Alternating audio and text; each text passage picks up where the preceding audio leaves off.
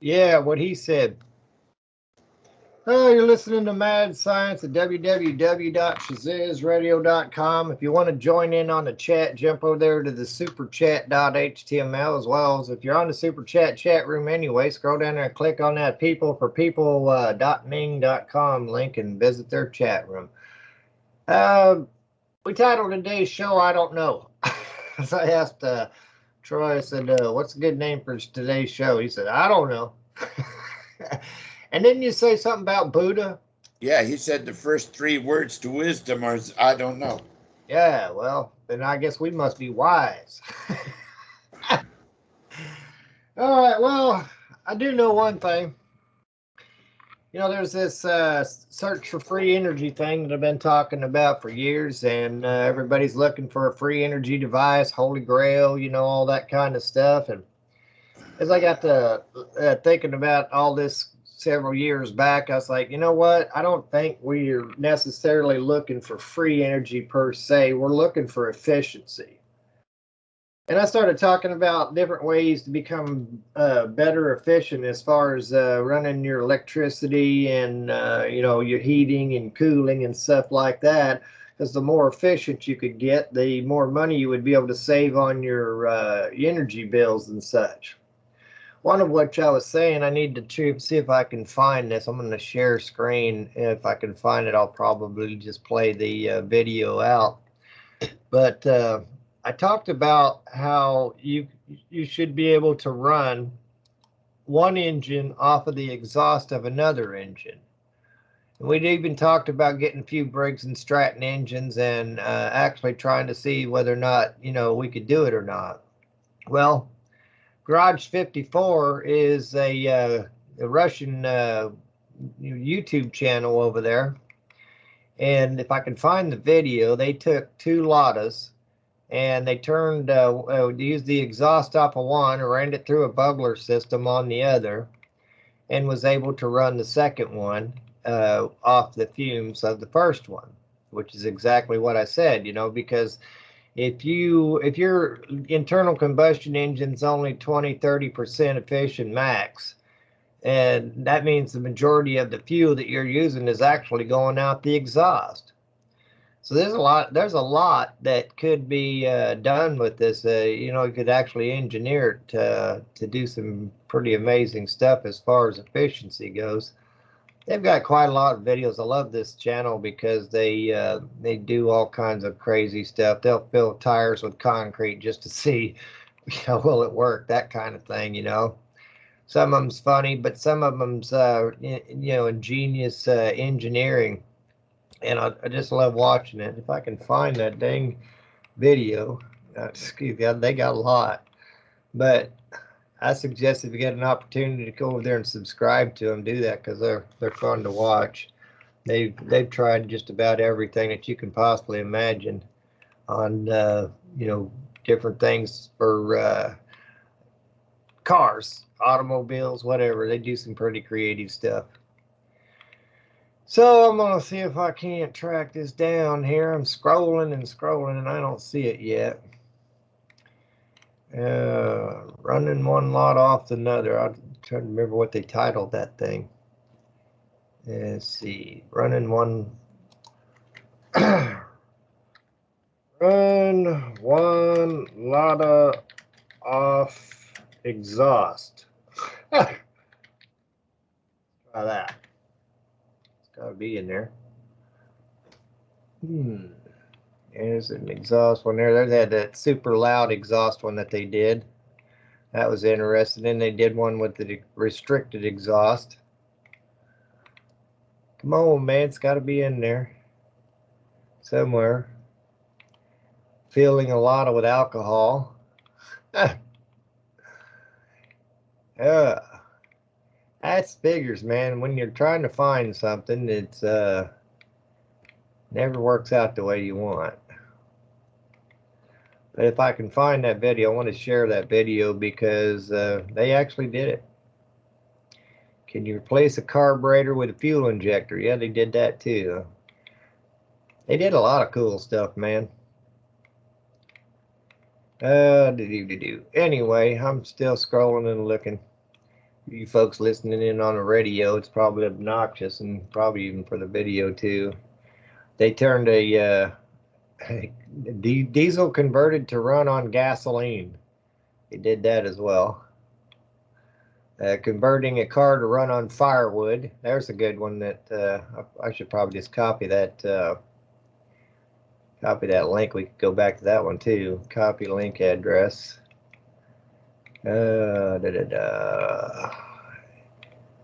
It's in there somewhere. We're running an engine on iodine monochloride. What will happen? Steam engine conversion. They actually turn one into a steam engine.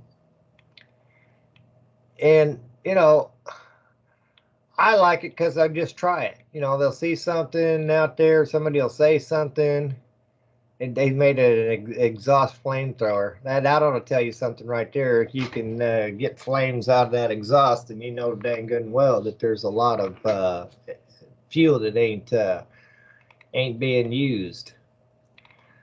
So, come on, man, where's it at? I seen this such a long time ago, I can't find it. They even put saw blades on the doggone wheels too at one point. They made wooden pistons and all kinds of stuff. Garage 54, look them up on YouTube. Hope I can find that dang video. Oh, come on, where you at? Where you at? Where you at? Running one off the exhaust of the other. I might have saved that into my favorites, but I liked videos. But it's going to be just as hard to find this way.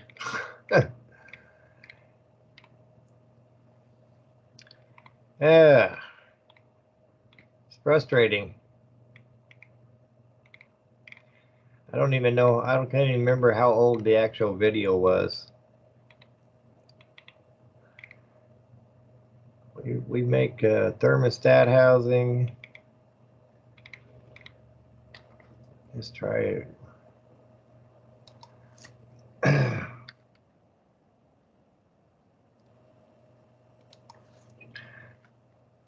Come on. I'm not doing so well here, Troy. I can't find a doggone video.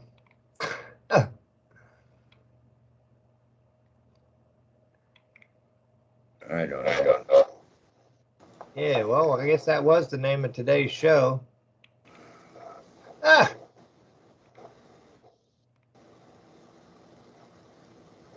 Here, let me give you the link to their channel. Maybe you can help me find it real quick. Give it a try. Copy. We're looking for one where they said they where they ran a one Lada off of the exhaust of another Lada. You know, they put them cars through the ringer. Those must be well made cars. I had to watch some of the stuff they do with them dang cars. It's crazy. Garage 54, converting a car into an aquarium. Oh man, these guys crack me up. But you know, they're pretty popular YouTube channel. Come on, man, where's it at? Replacing brake fluid with Coca-Cola. What happens if you fill a tires with concrete? We pour liquid nitrogen and boiling water onto the windshield. What will happen? All right, come on. Where's it at? Doggone it, I want to find this dang video. All right, this is driving me nuts. They've done so much stuff.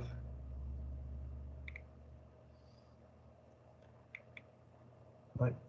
Come on, that can't be the end of it.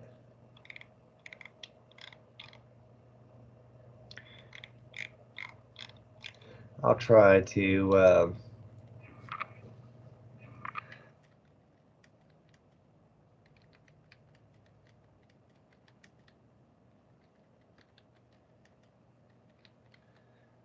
Do it on the whole YouTube one. They got the flamethrower one.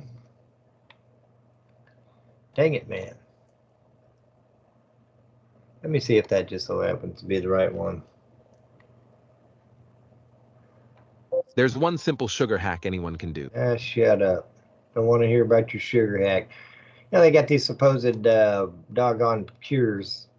It's give Called this experiment we did just to have a bit of fun. We attempted to clean up the exhaust by routing it through a homemade water filter. We had a couple of water bottles with gases flowing through one, then the next one, and then finding their way out. Didn't help much with the smoke, but on the upside, at the end of the video, we saw something rather interesting happen. When igniting the exhaust gases, they'd burn. Like they'd quite literally burst into flames. And so, an idea occurred to us. Like, why not try using the exhaust gases by the same principle? I mean, they're obviously absorbing something, with the water and the bottles becoming dark. And you're left with, I don't know, cleaner gases, I guess, which ignite fairly easily and burn nicely.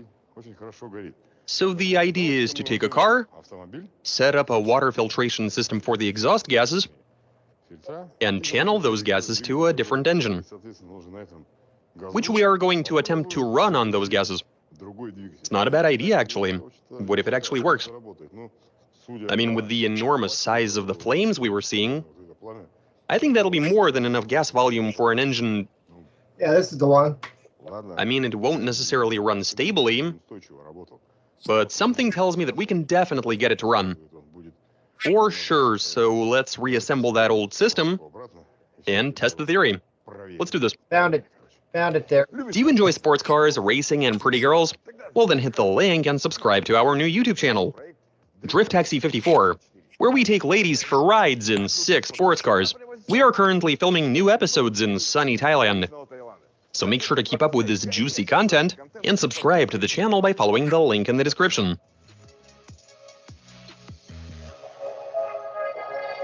I'll post that link over there for everybody else to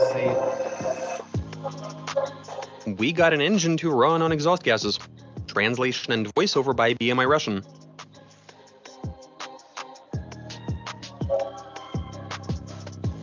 Already put it in there. Thanks, Troy. Huh.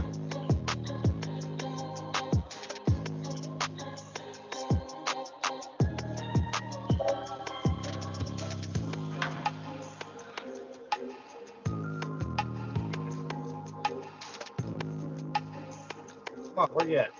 Okay, so we're running pretty much the same setup as last time. There's an exhaust pipe, one water bottle, and another water bottle.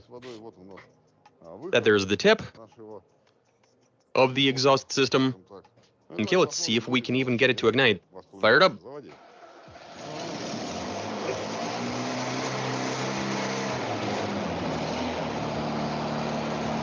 You were a bit pedal happy there. Yeah, so look at this.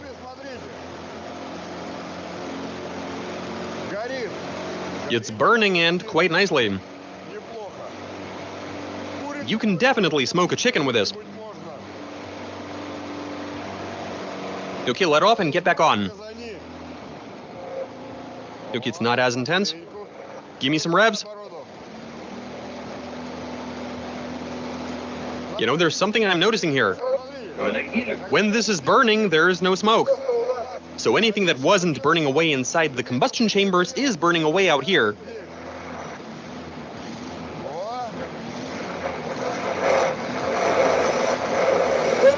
Something tells me that this will be enough gases to run the engine. But we'd better try and find out if that's the case. Now, we were using a blowtorch to ignite those gases, but we've also got this device, which we also used for an experiment. I mean, inside the cylinders, you do have spark, right? Start the engine.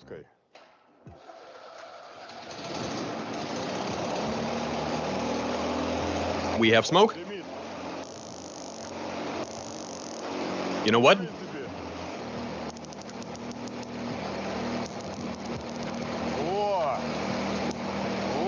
There we go. So at the end of the day, the gas is ignited. I don't quite get why they weren't at first. Perhaps the gases with the highest potency hadn't made it out yet. But then we saw some really good combustion. Over here, we've prepared this. It's a rubber pipe which we've stuck in there. And now there is just a matter of... Let's just start it like normal first.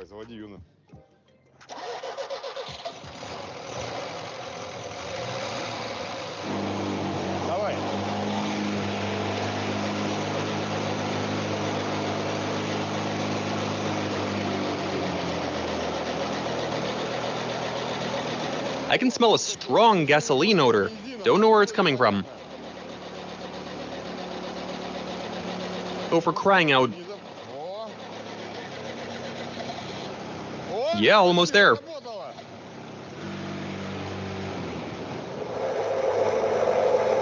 We'd better remove it, yeah. It's no use anyway. So the thing is, you would have seen that it was trying to start real hard. Now we're not quite sure what's keeping us from getting there. We'll start by removing the air filter. Okay, let's give this a try. Fire it up.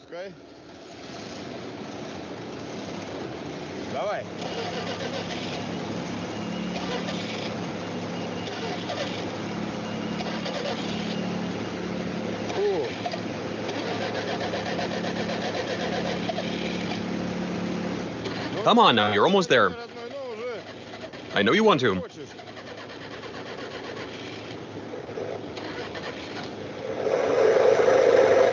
Something's definitely wrong. Switch it off. If this isn't working, then I suggest we try this.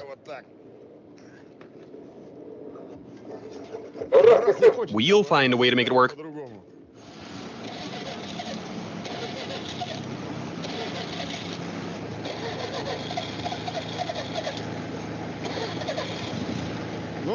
Come on, you're already running.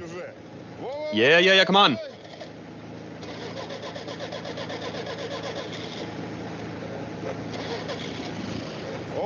Oh, yes, it's working. Finally. It's working, check that out. But don't give it so much gas. Press the pedal gently. Yeah, there you go.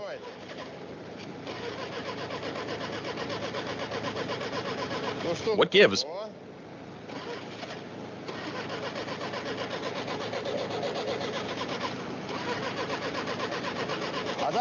We should try slightly increasing the gaps on the plugs. Switch it off.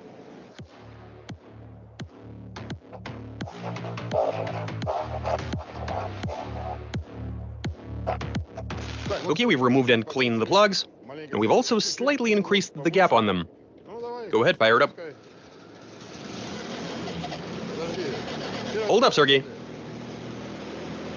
Let's allow the smoke to clear. Go for it. Come on. And it's running. It's spitting the smoke back out and burning my hand.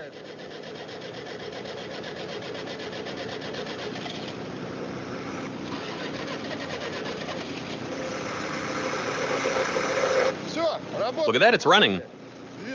The engine is running and quite nicely. It's not turning at high RPM, but we did get it to start. And that is a very good thing. Can you rev yours a bit?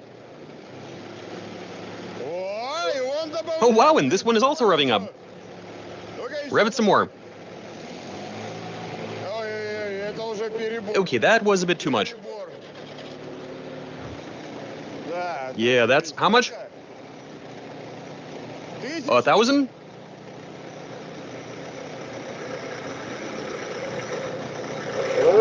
There you go. Needed just the slightest amount of throttle. Is this one revving up? Well, he only brought the revs up slightly. What's up? I can't hear you. 1300. That's a solid result. 1300 RPM. The engine is literally running on exhaust gases.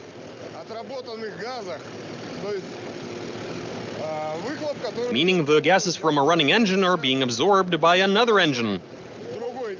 And it even manages to run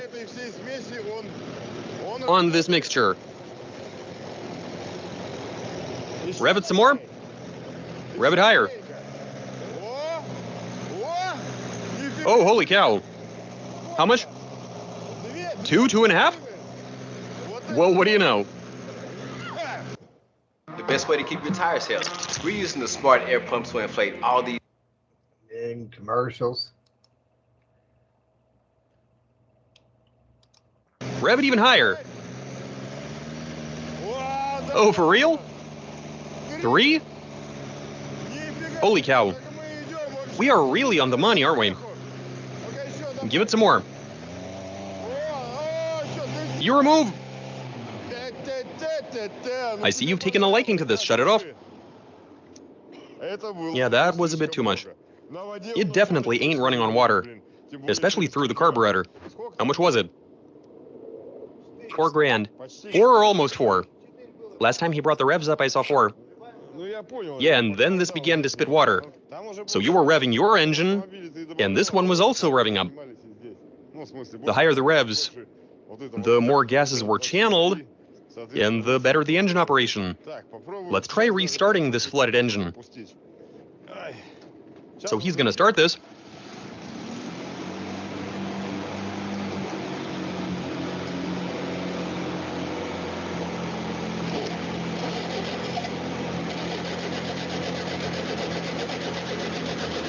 Oh, that is awful.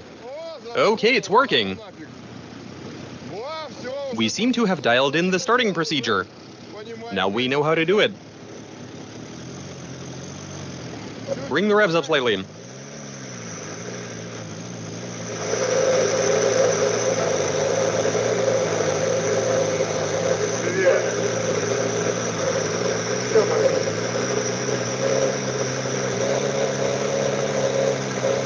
So 2,500.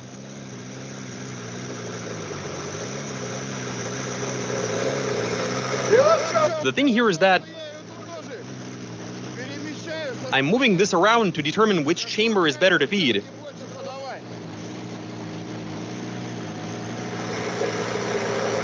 A bit over 2, you say? We've got water going straight into the carburetor. You can switch it off. Oh, wait, it works. I've poured water right into the jets. We actually failed to check what's happening with car number 2 back here, as in what's coming out of the tailpipe. And that would be water. Are we flushing the engine and exhaust with water? Okay, why don't we start it, and you guys film what's going on back here. Will we see white or black smoke, steam? Okay, let's get everything running again. What's going on? Hey dude, can you hold this? Yeah, like that. Whoa, whoa, whoa. Everybody's participating at this point. It barely even smells of anything. I mean, there is some smoke, but I can't say that it's anywhere near as nasty as what's coming out of that. It's not a pleasant smell, but it's very indistinct. It's an amazing system, but it works.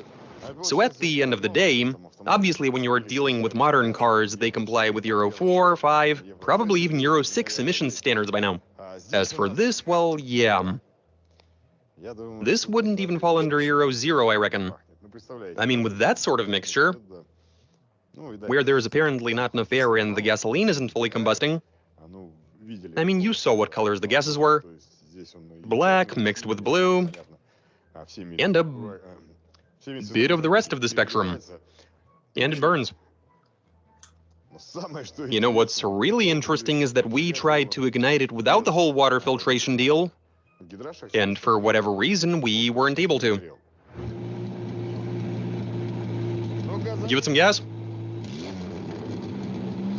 I mean, you do get a bit, but it is not a lot. Compared to when these same exact gases have been subject to purification, after it's gone through water.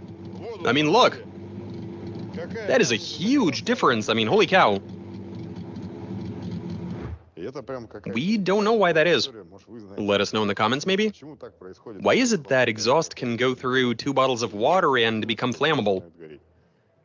I mean, it has to be some reaction, but there aren't any chemists among us to explain it. Like, literally zero. Anyway, the point is that after going through water, it becomes combustible, and you would have seen this engine running on it. The engine on one car running on exhaust gases from another one. Good luck explaining how that works. And there you have it, guys. Let us know in the comments down below what you think about all of this. And that's all we got for you. All right. What do you think of that, Troy? Stop sharing. See, I've been trying to tell people that for years, and I got the dang Garage 54 actually did it. So I ain't as dumb as I look. Yeah. So, Well, I was thinking, I'm saying you can only get water up to 212, but you can get steam up a heck of a lot higher. yeah. You could use that to boil more water and make more steam, I think. So when you're mixing those exhaust gases with the water, you're making more hydrocarbons. Literally, you're making fuel while you're doing that. You're mixing that all in together because you got hydrogen being involved in there, and the temperature differences down inside the cylinder. So with a little bit of fancy engineering, you could do a Venturi that would suck some atmosphere from outside, you know, block it down onto the carburetor. And then you could adjust the airflow mixture just like you would for the GEAT reactor or, you know, hydrogen, you know, running engines off of hydrogen technology. So it's not much different. You know, the water's hydrogen and oxygen. So if you break it down like you said earlier about the steam portion of it, you get it into a fine mist. Now you can run that through there. They've done water injection before in different engines, even in airplanes and such. You know, to pull a plane out of a stall and stuff. It's not new technology, but nonetheless, imagine if you had one generator and you could run 2 generators off the same exact fuel, because the majority of that fuel is going out the exhaust pipe anyway. So now you got some higher efficiency. What do you think?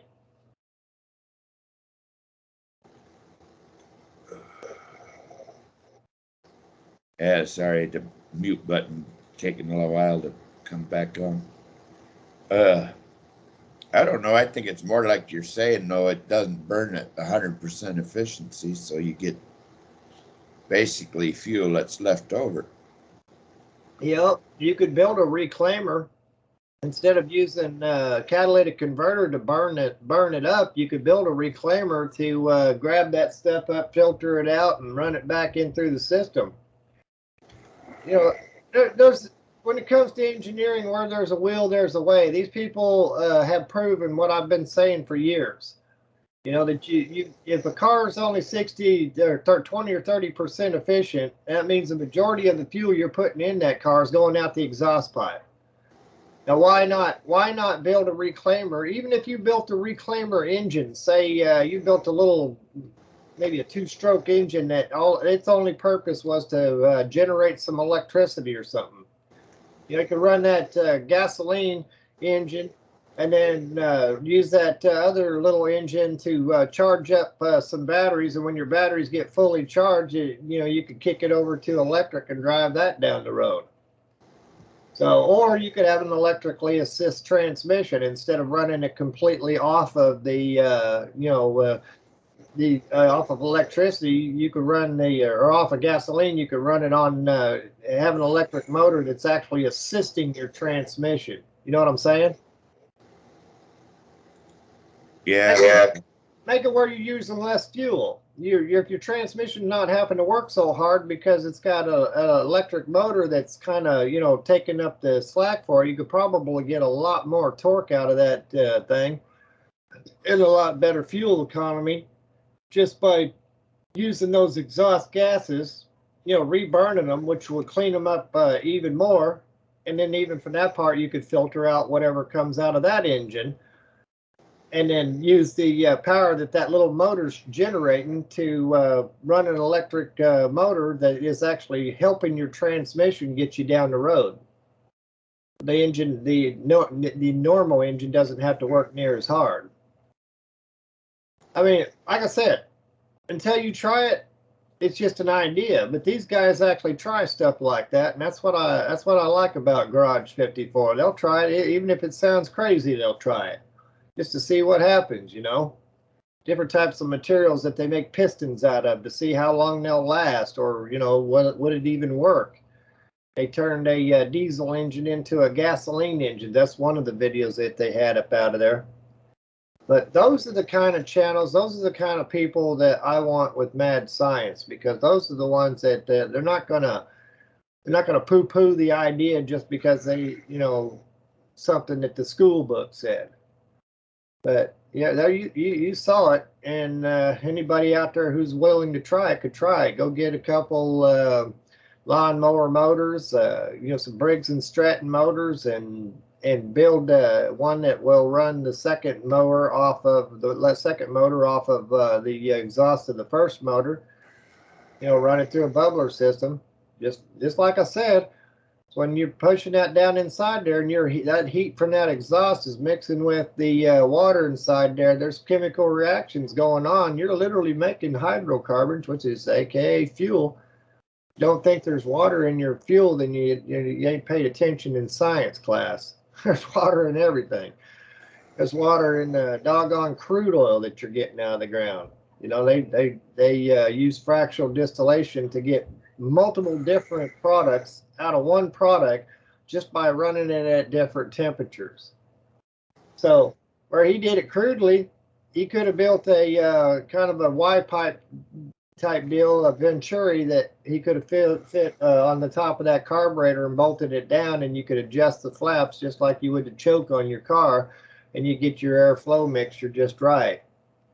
But you know, even if you was to take and instead of running a second car off of it, build a bubbler system that would literally take those fuels, those excess fuels, and bring them back up around and run them back down through a second time around. You get more usage out of the fuel, and you could adjust it to you know, compensate, put less fuel in out of the gas tank.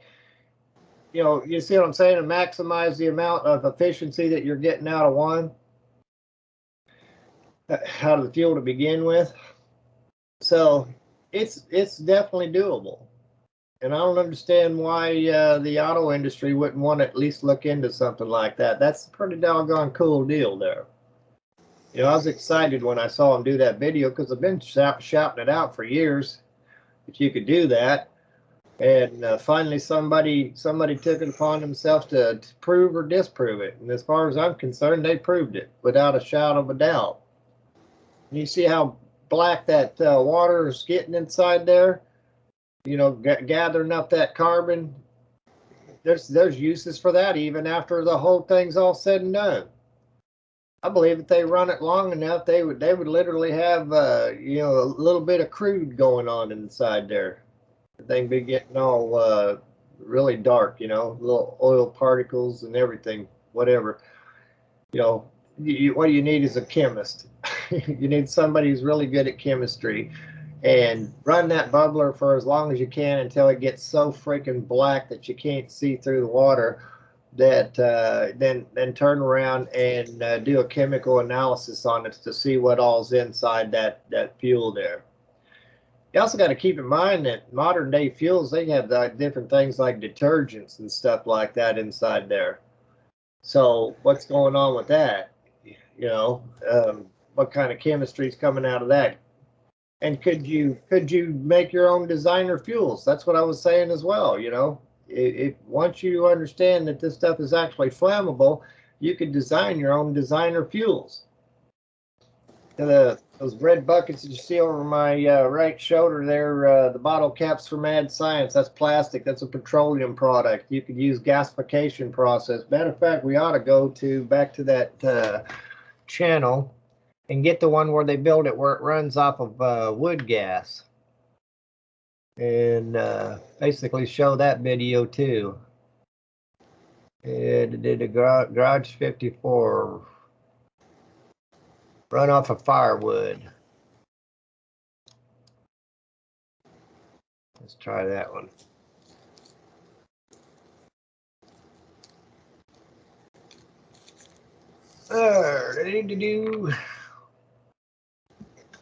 Okay, our Lotto runs off of firewood instead of gasoline. There we go. Let's get this one here.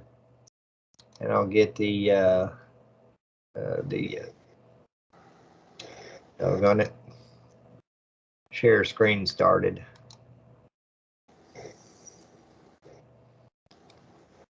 Have you seen any of these at all, Troy? No.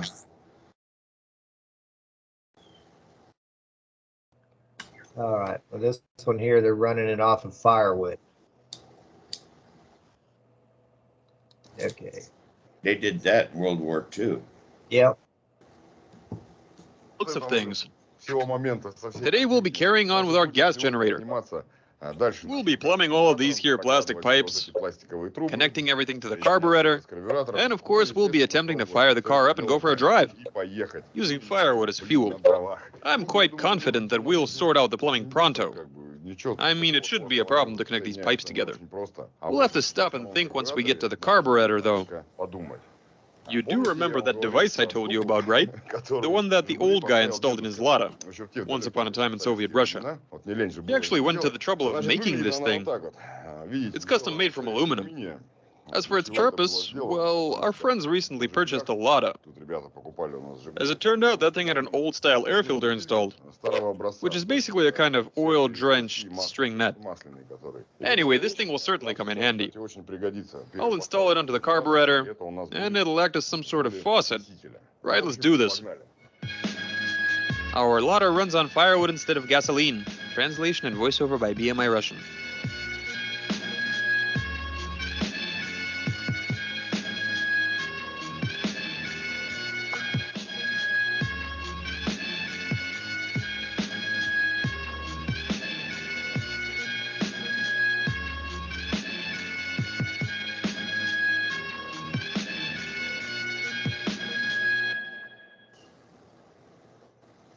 Why is no one talking about August 19th, 2024? Dang commercials. Shut up. Here's where we're at, guys. We've put everything together. We fitted the plastic with all the elbow bends and everything. As for connecting the plastic and metal pipes, well, we had to use our favorite Scotch tape again.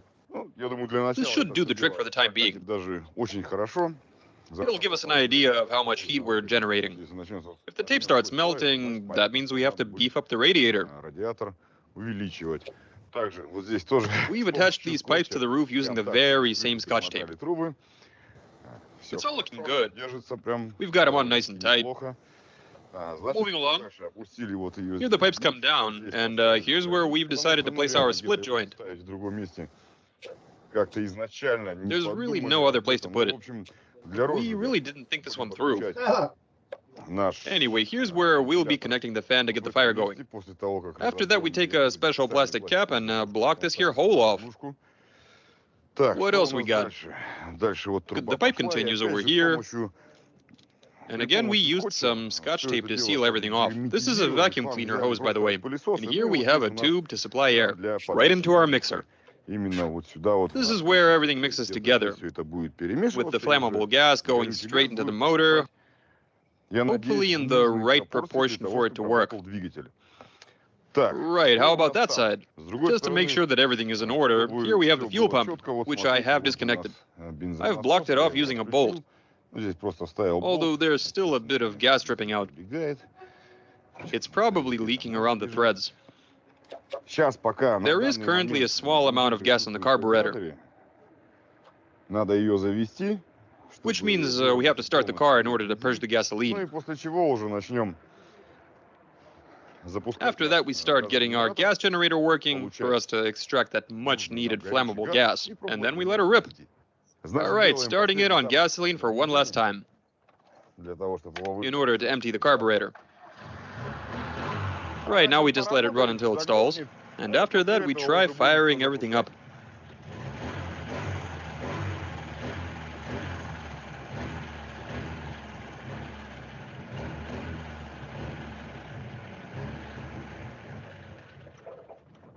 And that's it.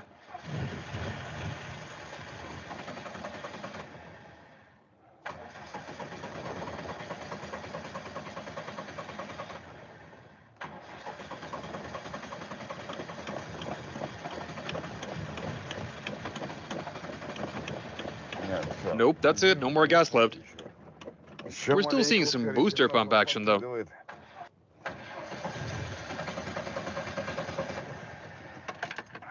Right, it's wasted. I reckon that'll be more than enough.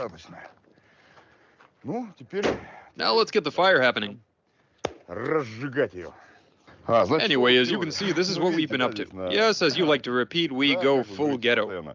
And this car is no exception. There's no denying that. I mean, this is our first attempt at such a project. The point is for us to be able to modify everything quickly. Right, here's where we've installed the fan for getting the fire going. It's that very same Mercedes-Benz unit. It gets the job done. We've installed it next to the battery, which makes it easier to wire up.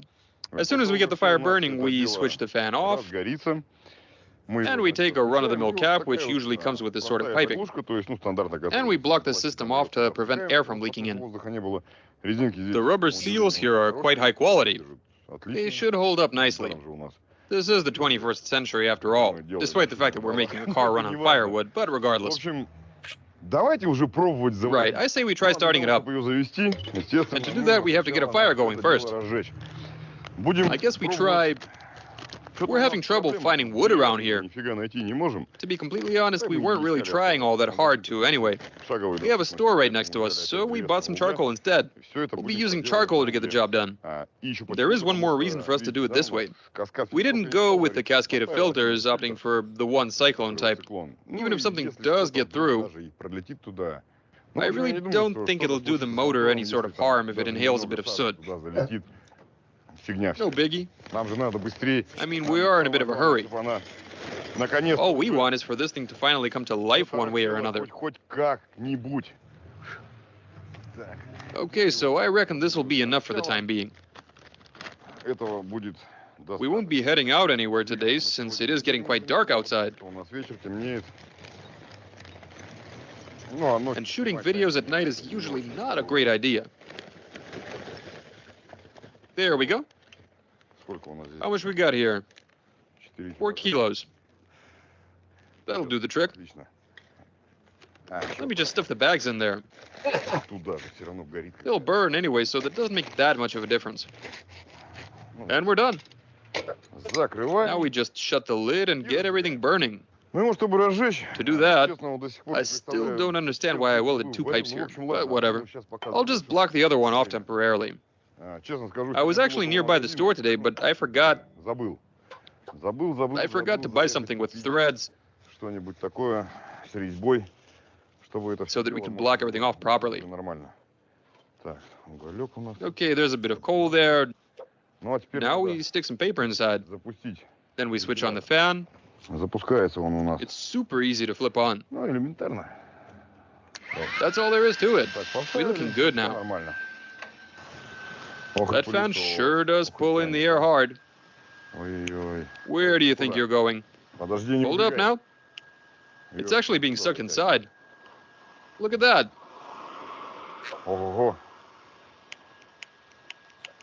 Right, I see. We've got a powerful draft going here, which is quite nice, of course. That means the system is sealed up rather tightly.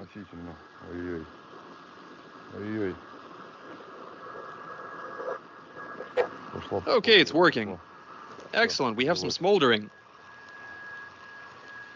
Ну и теперь ждем, пока все это у нас Now we just wait for it to get nice and hot. разгорится как следует.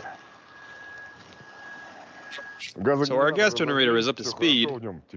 Now we try starting the motor. Ну ты понял. You know what to do there, right? Ну, You might want to wait a second.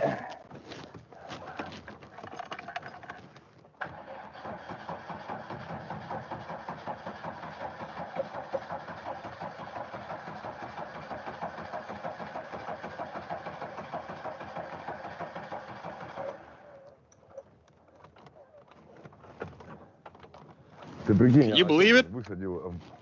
It seems like the battery's drained. Yep, the battery's dead.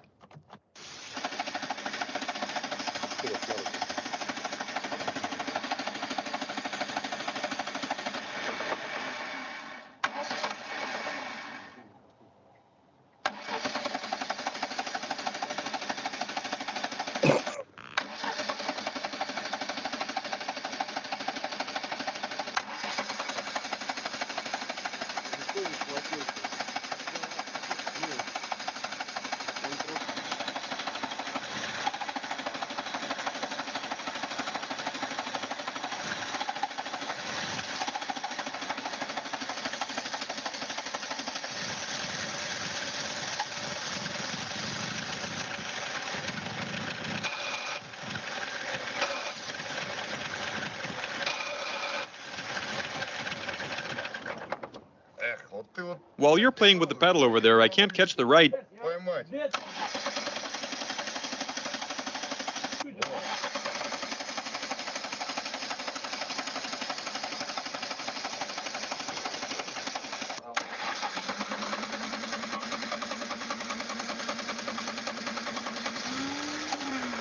Come on.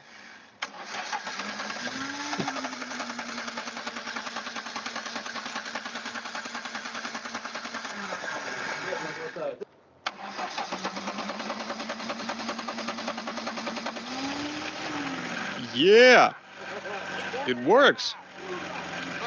This faucet should be enough to supply air to the motor.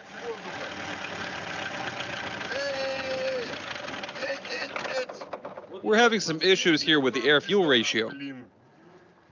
We're definitely going to have to make some adjustments.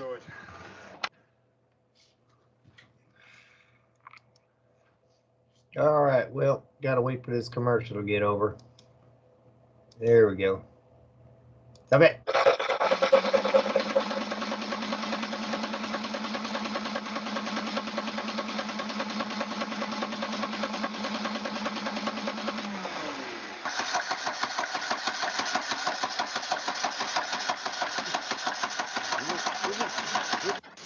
Вот, Right, fellows, here's what's up. День второй. We're currently at day 2. День промотались там. It's evening again, we've been running errands all day and doing other stuff. Сейчас. And now we've come back to our firewood-driven automobile. Значит, что... Here's what I've done already. Значит, варил гайки. I've welded some nuts into both bands to empty any condensation. Также... I've also put in some fine brass mesh into this here first pipe. Мелкую сетку. It'll also serve as a filter. Для чего? The reason being that yesterday we tried firing the motor up on charcoal, while today will be... А сегодня мы хотим... It actually did start up for a bit, as you saw. Она начала работать. Пускай... Albeit for 10-15 seconds, but the car did start on flammable gas. А сегодня... Here's the plan for today. Сейчас угля засыпем. I'll fill the tank with charcoal and start a fire Ну, примерно по той же... the same way basically I did last time. Открывать крышку, то есть, чтобы... The difference being that I'll be opening the lid in order to get the coal up to temperature, Температура на колосниках... which will be quite a bit higher than last time. Чего? Загружу туда. After that, I load the tank with birch or maybe pine wood. I'm not sure yet. Не знаю, какие... We've bought some birch, Купили березовые. Но тут... but later on we found a few planks made of pine wood. Всё вот это дело сейчас... Anyway, I'll cut them down to small cubes, which I'll then fill the tank with. So yeah, it's time for some firewood. Let's do this.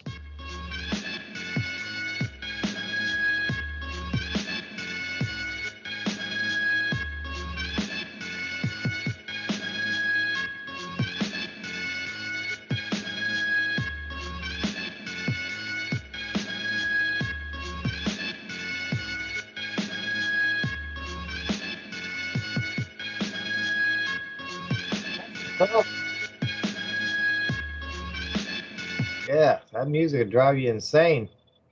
All right, let's see what they got going on here.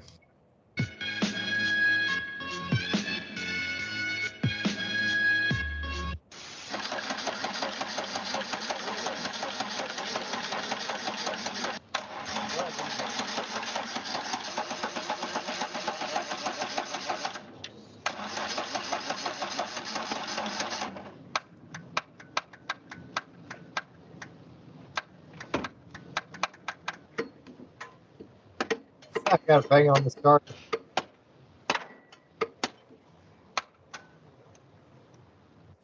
Значит, что такое? Anyway, происходит here's сейчас, what's ребята? happening, fellas. День следующий, когда мы Yet another day, and we're still trying to get that car to work on firewood.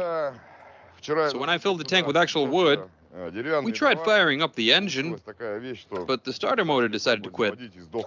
We've already installed a new one. So here we go again. We fill the tank, start a fire, supply gas to the engine, and try starting it. Here's what's interesting. The car starts as it is, but it doesn't run for too long. It starts up for a bit and stalls. I say we keep going until we get the thing to drive. Let's do this. Okay, we've got a nice fire going in the back. I can see smoke. Only thing left now is to start the car.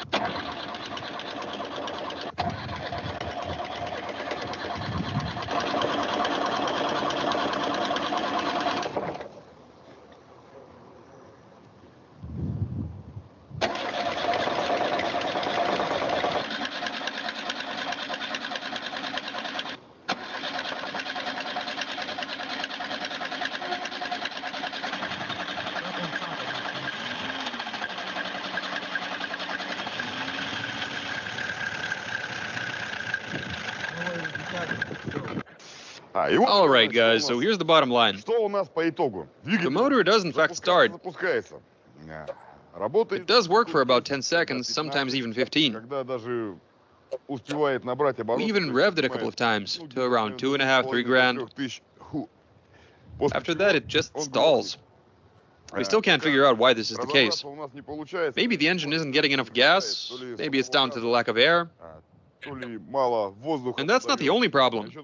The humidity is quite high, since it has been raining, which means there's quite a bit of condensation happening.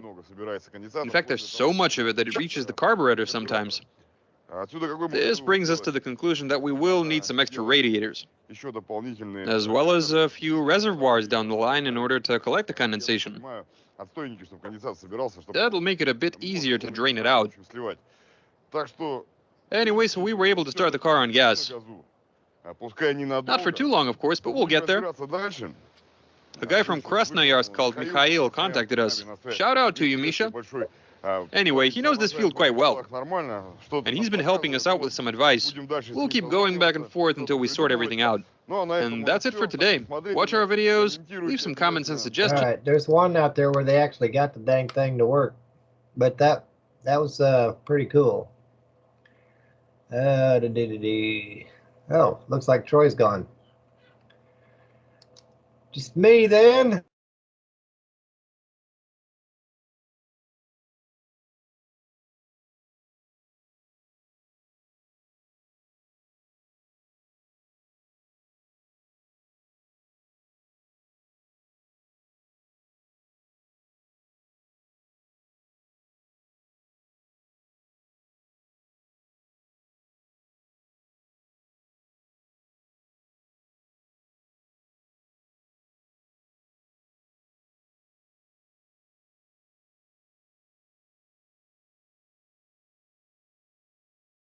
All right, well, I don't know what happened here.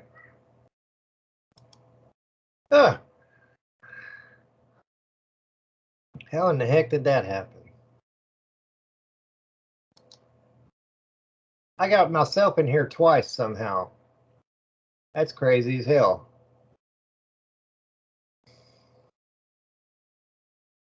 All right, there I'm back to get normal. Anyway, like I said before, Troy said he was up all night. Sorry, it's all right, Troy. All's well. Oh, throwing the smiley face in there. All's well. Do. All right. Well, I don't know. Skype did something crazy on me, so let me see if I can find that other video that he had. That where they were running it on firewood. There's other people's out there been doing that, but either way, a lot of runs on firewood instead of gasoline. That was the one that I think we just watched. Let me see if this is the next one here.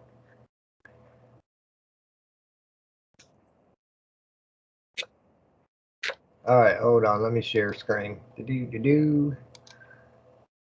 Start sharing. Hopefully I didn't mess up the video, chop it in half, but I don't know what's going on with that. We'll sort it out. Right, our plan today is to convert a car to run on firewood. Here I have a gas bottle. We'll be using it to make a furnace. Of course, we'll be making a cascade of filters. Nope, that's not the one. Anyway, so this is not new technology. They did this in World War II or World War I. Probably both. Here's one somebody did. Let's just try this one here. Nowadays, we no longer need tape. All right. Yeah. Boy, this is like... Well, it might help to put the hood down. Hold on a second.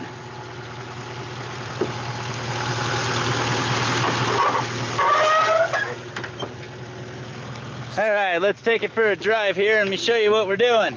All right, we've got our airflows all set up here. Let's see if it moves.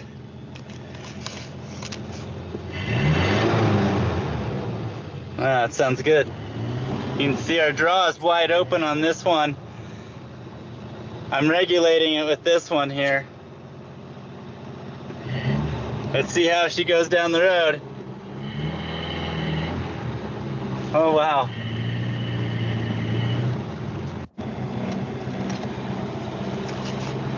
All right, folks, here we go again.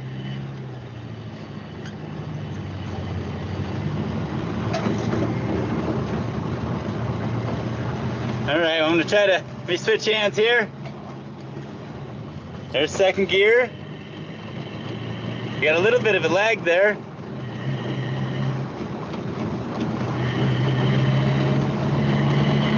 Maybe I can regulate that with this. Oh, listen, the idle, very high. Idle's extremely high. You can hear it, that's much higher than normal. All right, I'm gonna back up here.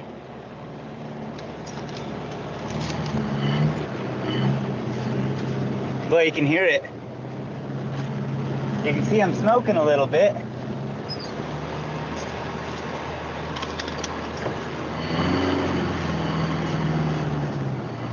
All right.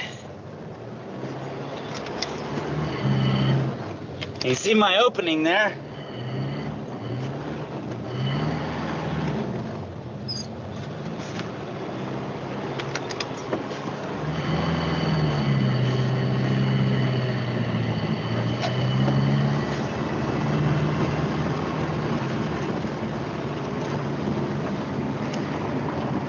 All right, I gotta look in the back. All right, well, let me show you what my exhaust is looking like. I can see it in the rear view that I've got some smoky looking exhaust. Well, it could be dust. You'll see this trail behind me. Let me go ahead and flip around. I'm gonna help out real quick and take a look at what's coming out the tailpipe. Maybe I need to get my mixture a little bit leaner or a little bit thicker. All right, notice no smoke coming out of the thing. Looks like it's doing pretty good. Let's look. Actually, I see a little bit, but it's nothing like what I expected. It's actually burning pretty clean.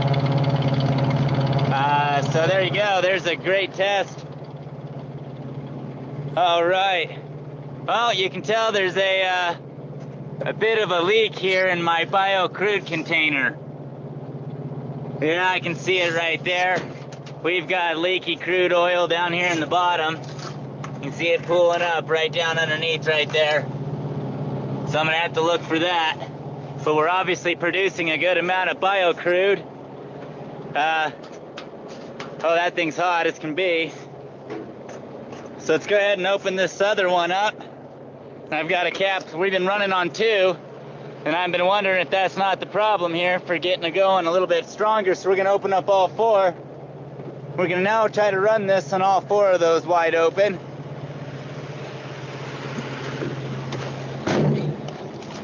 All right, so here we go.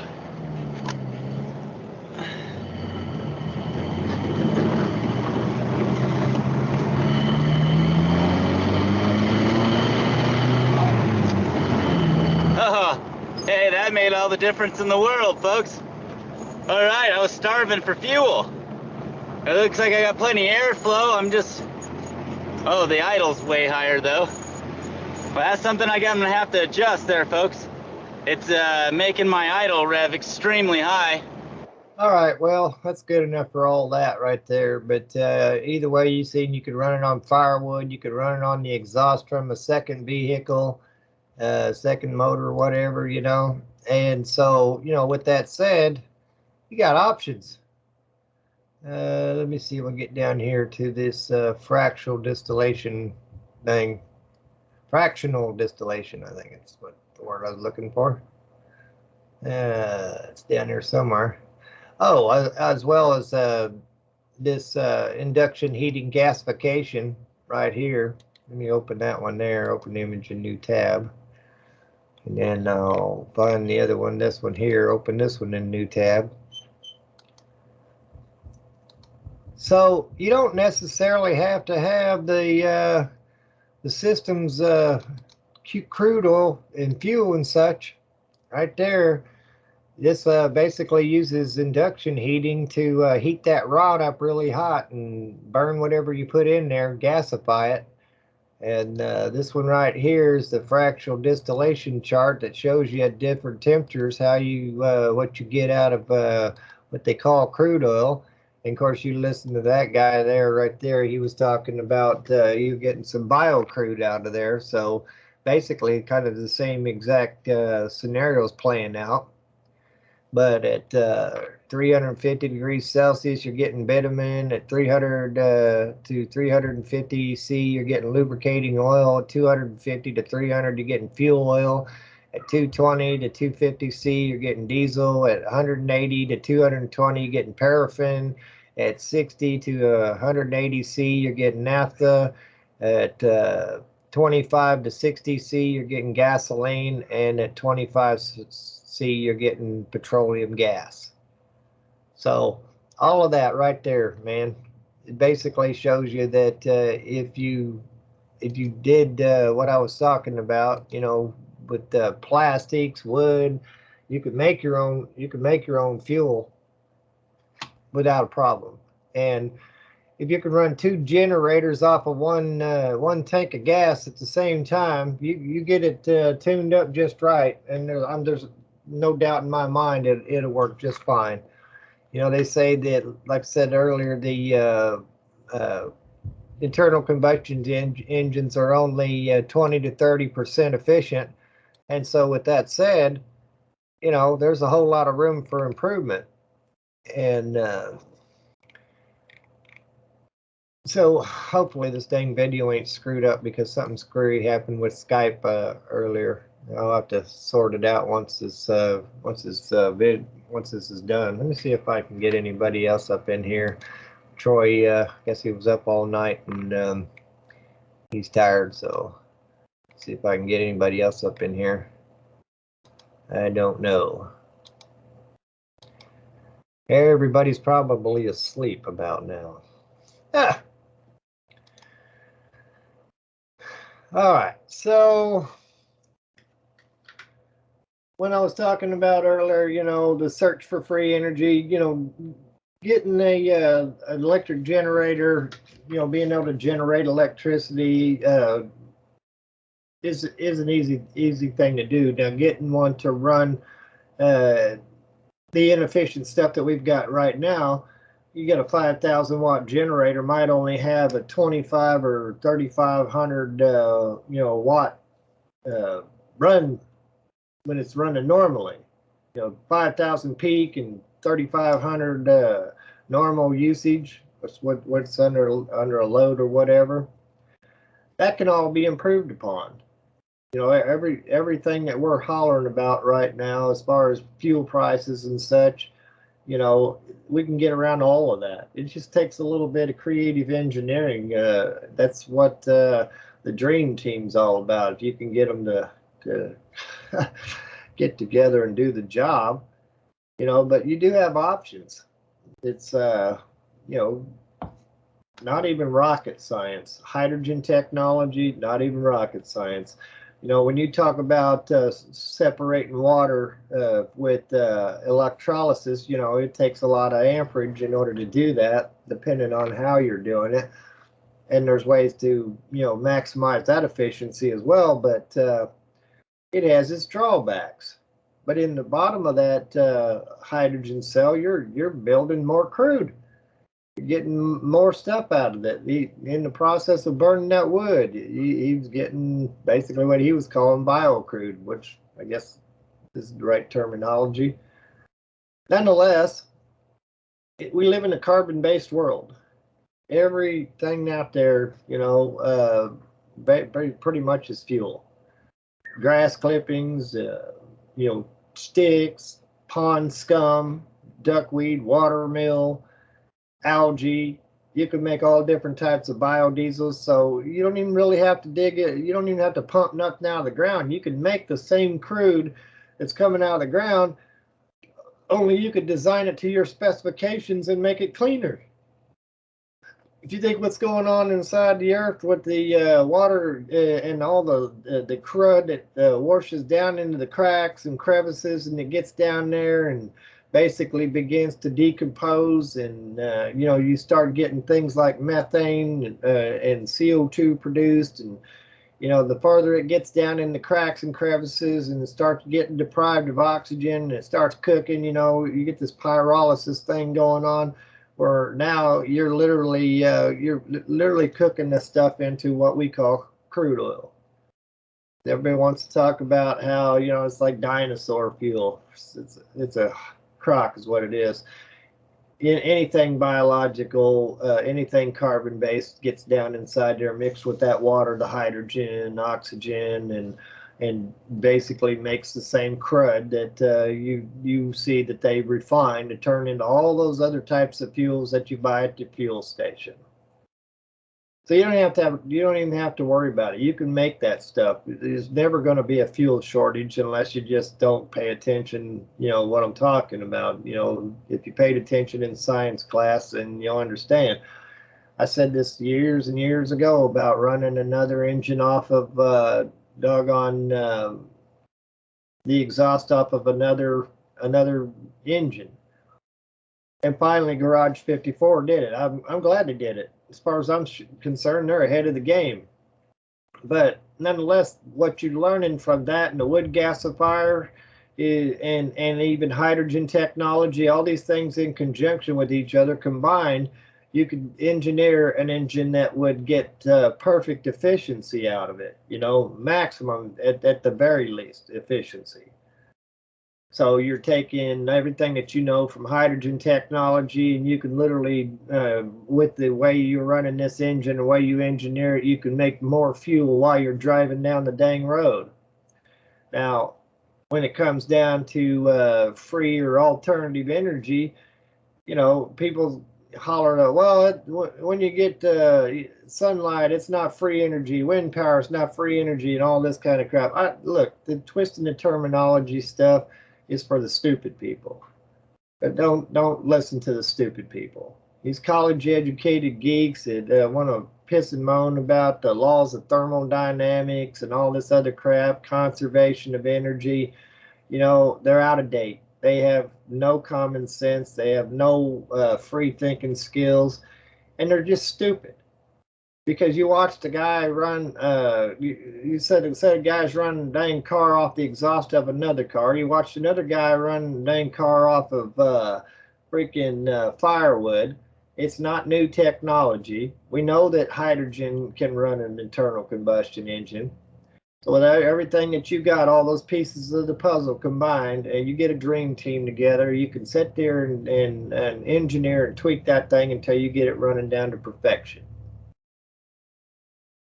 So even to that extent, you know, you got a car, fuel injected car out there. You could engineer around the needs for that car. You know, the way that the brain has to interact with all these different types of sensors and stuff like that. It's, you know, might be a pain in the neck to try to figure it out, but there's still a solution there. And all you got to do is, you know, try it. Try it before you deny it. So why am I saying this? Because everybody's trying to get away from what they like to call fossil fuels. One of the biggest lies, you know, show some scarcities, sell it for a higher price, fight wars over oil and all that kind of crap. You don't got to fight wars over oil. You can take all the trash, your food waste, your doggone plastics and paper and wood and whatever. There's so much trash in the trash industry. You got landfill after landfill just piling up, and nobody can keep up with the trash. But if you had a system to where you take your own personal trash and you start refining that into fuels that that are useful for you, your food waste, you could make. They got biodigester toilets, bio toilets, or whatever. You can turn your doggone human waste into gas that you could then in turn cook on. Low pressure gas systems or whatever. You take the food waste and other stuff, and you can use it for everything from composting to literally making yet even more fuel. So you're never going to run out of fuel that can run an internal combustion engine. Now, if you want this thing to run cleanly, then figure out how to get that efficiency up so that it's not burning, you know, the majority of the fuel that you put in the system.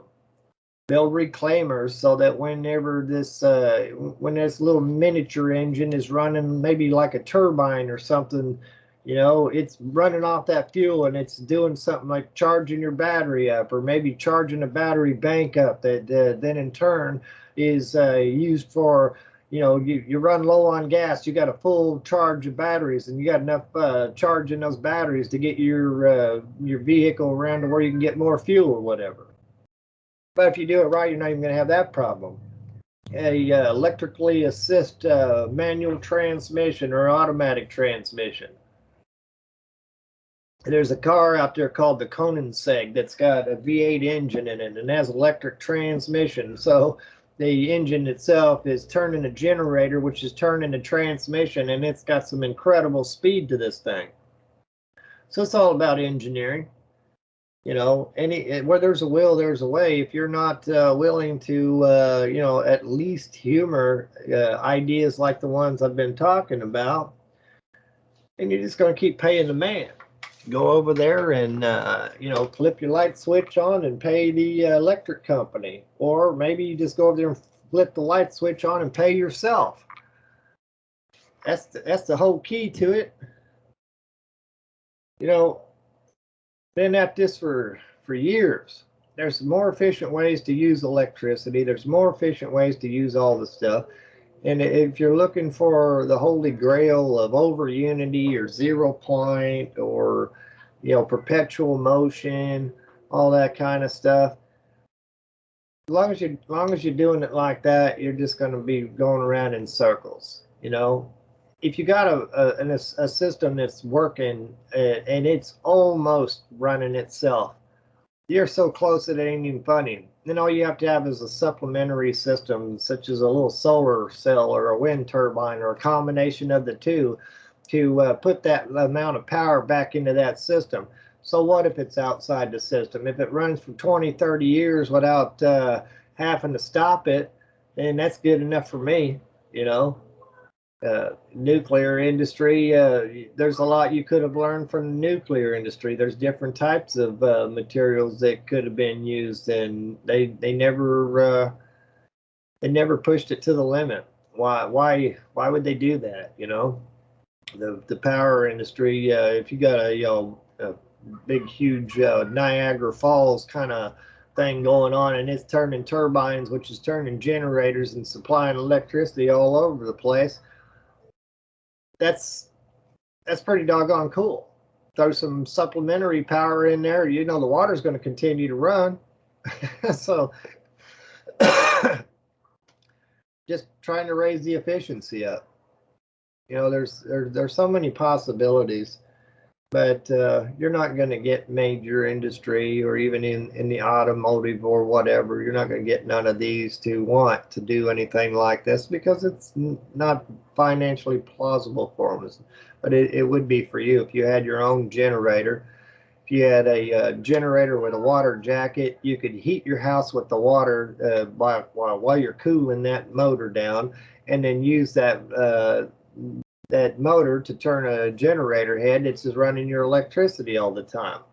Burn wood gas, or make you some sort of hydrogen cell technology, or combination of the two. And so now you're getting your fuel for free, and you're getting your electricity and your heat for free, as long as you keep up with the maintenance on whatever machine or gizmo you put together. Then you got energy, you got your own power source, your own fuel source, and everything going on. These are doable. You know, you get somebody in your community that wants to come together and work with you on the deal. Build a larger version of it. You know, build your own power plant, and the power plant could be used for getting rid of all the town's waste. You know, as far as the exhaust from off the top of it, you can filter that exhaust. There's byproducts that you can get out of it. You know, in the process of pyrolysis, you can create biochar. You know, there's all kinds of stuff. So you're only limited by your imagination.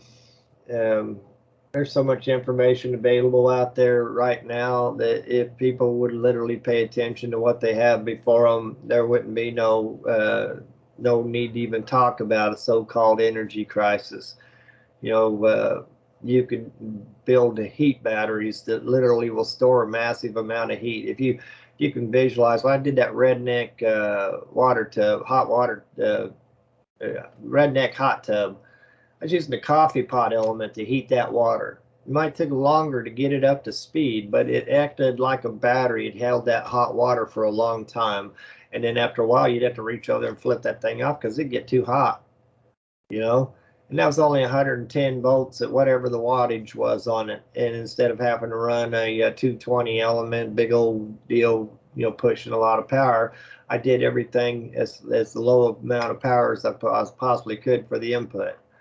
That thing worked good because I could sit out there in my swimming shorts out there in the dead of winter with ice and snow around me, and that tub was warm. You know, getting from the tub to the back to the house, that was fun. But outside of that, it did what I believed it was going to do. When I did the redneck air conditioner, where I used an old water cooler, the ones you put those old blue bottles upside down and it cools the water. You know, you see them in office buildings all the time. It only had this much water in that thing, if that. You know, might have been a little bit less, probably about a gallon or so. But you know, that you couldn't run that air constant because it would take all that cool air take all the coolness out of the water, and the water would start getting warm again, and you have to shut the fans off for a while and let it cool down again. You know, so there's a little time in there. So if you put a switch on there, a thermostat on there, when the water temperature got to a certain, it'd kick the fans off, and then whenever the water got cold again, it'd kick the fans back on, and so on down the line. You could have got a little more efficiency out of it, but if you had a very large tank, you know, maybe 300, 400, 500 gallon tank, and its only purpose was to hold cold water, and you started cooling that water down ahead of time, you got that water, you got cold stored just like a battery. The same thing would apply during the winter time when you wanted to use that for heating instead of cooling. Then you turn around, you heat that water up, and it's going to store that amount of heat energy in that water. And if you got it well insulated, you don't have to worry about whether it's cold outside or whether it's hot outside. You know, you've got an insulation barrier between there, and you can hold it in just like you would a thermos. And where there's a will, there's a way. You know, you can bury the tank completely underground. It would be working basically like the geothermal does. So there's all kinds of possibilities. And I could go on for days and days and days, and we could get it more efficient, running less amount. How much volume do you need as far as what your pump is? You know, switching from an electric pump to circulate the water to a mechanical style would stop the portion where the electrical pump could get too hot eventually and fail. And so you got a mechanical one with an electric motor off to the side that is running that. Or maybe you take and run it up in a deal up in the air, and you run that electric pump off of, you know, some wind power or something like that. You get it high enough that it's windy up there all the time. Either way, like I said, where there's a will, there's a way. You gotta have a want to it. And they say the necessity is the mother of invention. So if the main power grid went down, you have options if you're around a place that's got a lot of junk, but you got to have the knowledge in your head to know what you're doing. You used to have this doggone show on TV called Junkyard Wars. I love that show. They would give them so much time to go out there, and they give them a project, and they would have to use whatever they could find in that junkyard to make something, you know, like a car that's a combination car / boat or whatever, you know.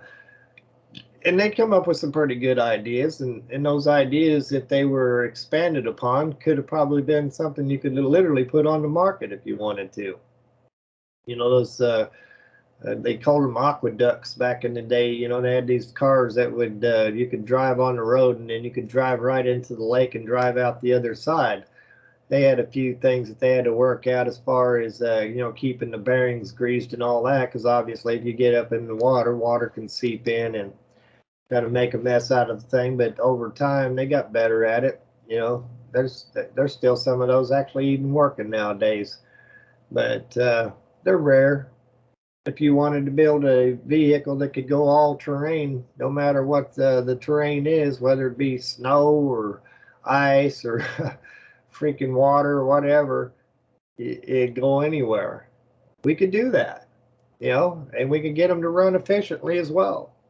You know, you're running off of partial electric, partial hydrogen, partial fire, you know, wood or any kind of fuel that you can imagine, you know, alcohol burner for that matter. Finding fuel in this world is not the hard part. Finding people to understand it and do some proper engineering, that's where the trick comes. All these engines that are out there, they might be pretty impressive, but they're still junk because they don't have the maximum amount of efficiency that they're capable of. Shoving too much fuel to those, and you're shoving too much electricity to your appliances, and things are going to reach their thermal breakdown point and they're going to fail. So we're standing in the year 2024 and we still haven't figured it out yet, I guess. You know, there's so much that you could be doing. Plasma gasification, induction heating gasification. It's just you're unlimited. But how are you going to get people to do this? Because it always takes money. You know, these things that I talk about on here all the time, this generator right here is a teaching deal. It'll teach you something about electricity. That's pretty cool. I may finish it one day if I get motivated, but with all the shenanigans been played out over the years, I just lost motivation on it. The storage portion over there, it's already ready to go. the combination of all this, the neodymium magnet accelerator that I've been talking about, you know, it's over there.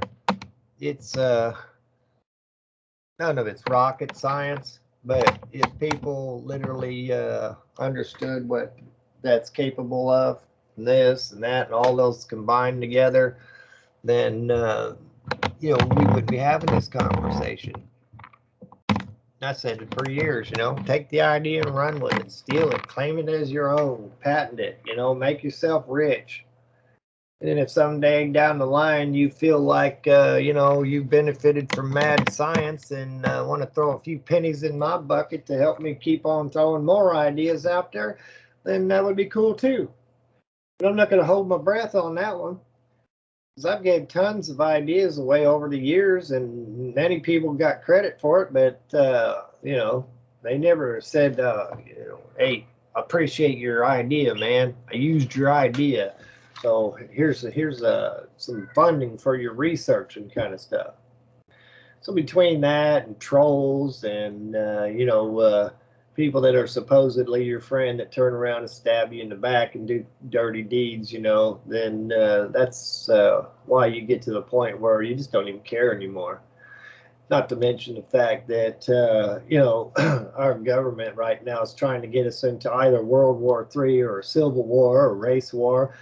And so you got all these factors playing in on the person's motivation. They take the wind out of your sails.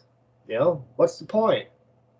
You know, try to do something to benefit the world. They said they needed clean, renewable, alternative energy. Okay, I'll take all the years of studying science and mechanics and stuff like that, and I'll see what I can come up with, and I'll pass it out there to you guys and gals, and then you turn around and build them. You know, build a prototype.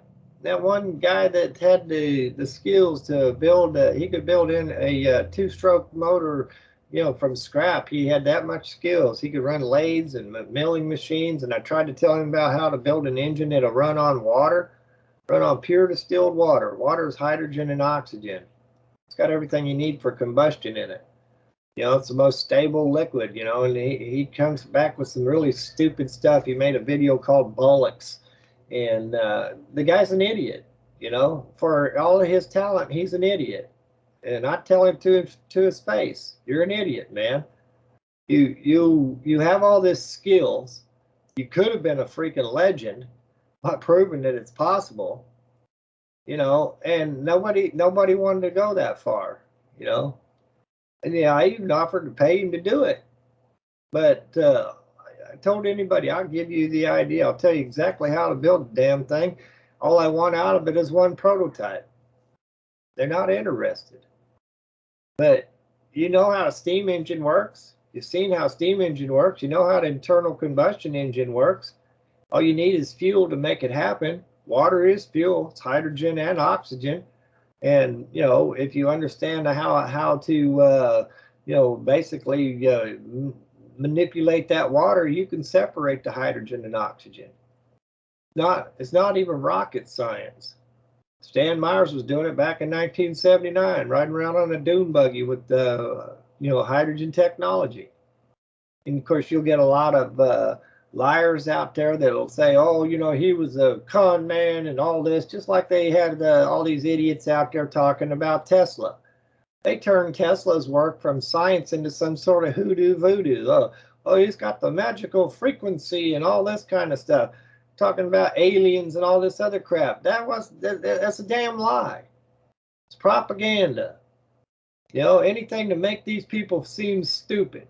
Even what John Bedini, John Searle, and all these other alternative energy guys were doing, you know, if you took each one of those pieces of the puzzle, then you got the answers necessary to engineer the perfect engines, the perfect electric generators, and all that. But you got uneducated little morons that run out there and run their mouth about things they have no idea what they're talking about. They're trying to tell a guy that's been in science his whole entire life that about thermodynamics and conservation of energy. Take that and shove it. Go on down the road, put your nose back in a school book where it belongs, and maybe you might learn something, boy.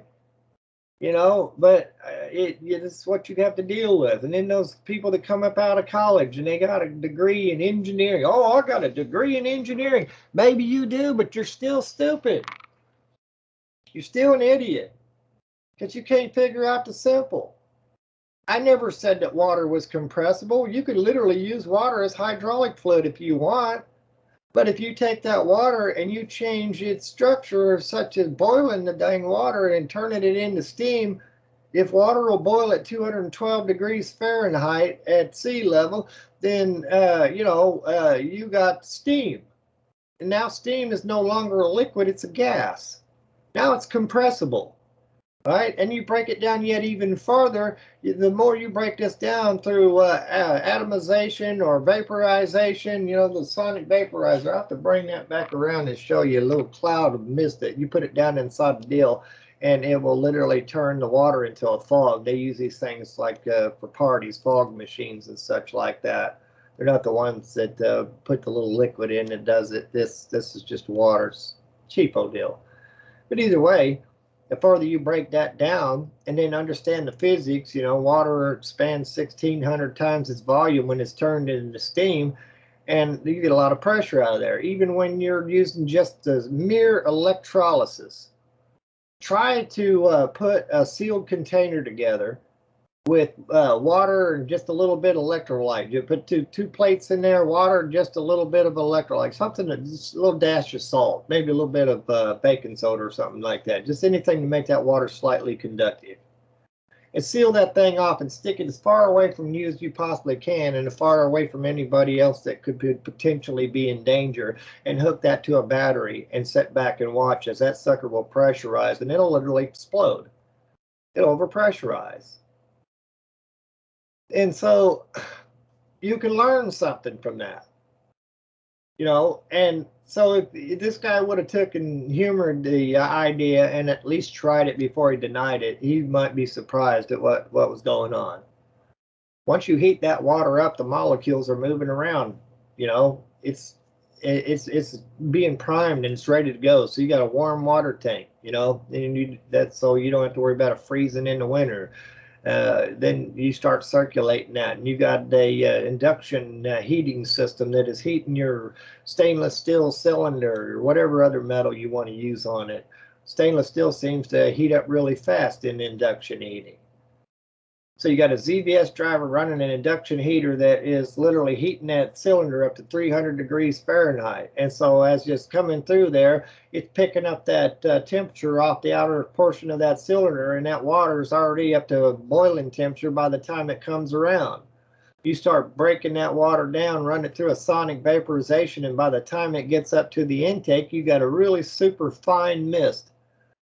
And that once that super fine mist jumps down, is injected down into the intake and hits those hot cylinders, it's going to instantaneously flash and it's going to instantaneously flash to steam and expand 1,600 times its volume, which is the pressure, going to shove that piston down.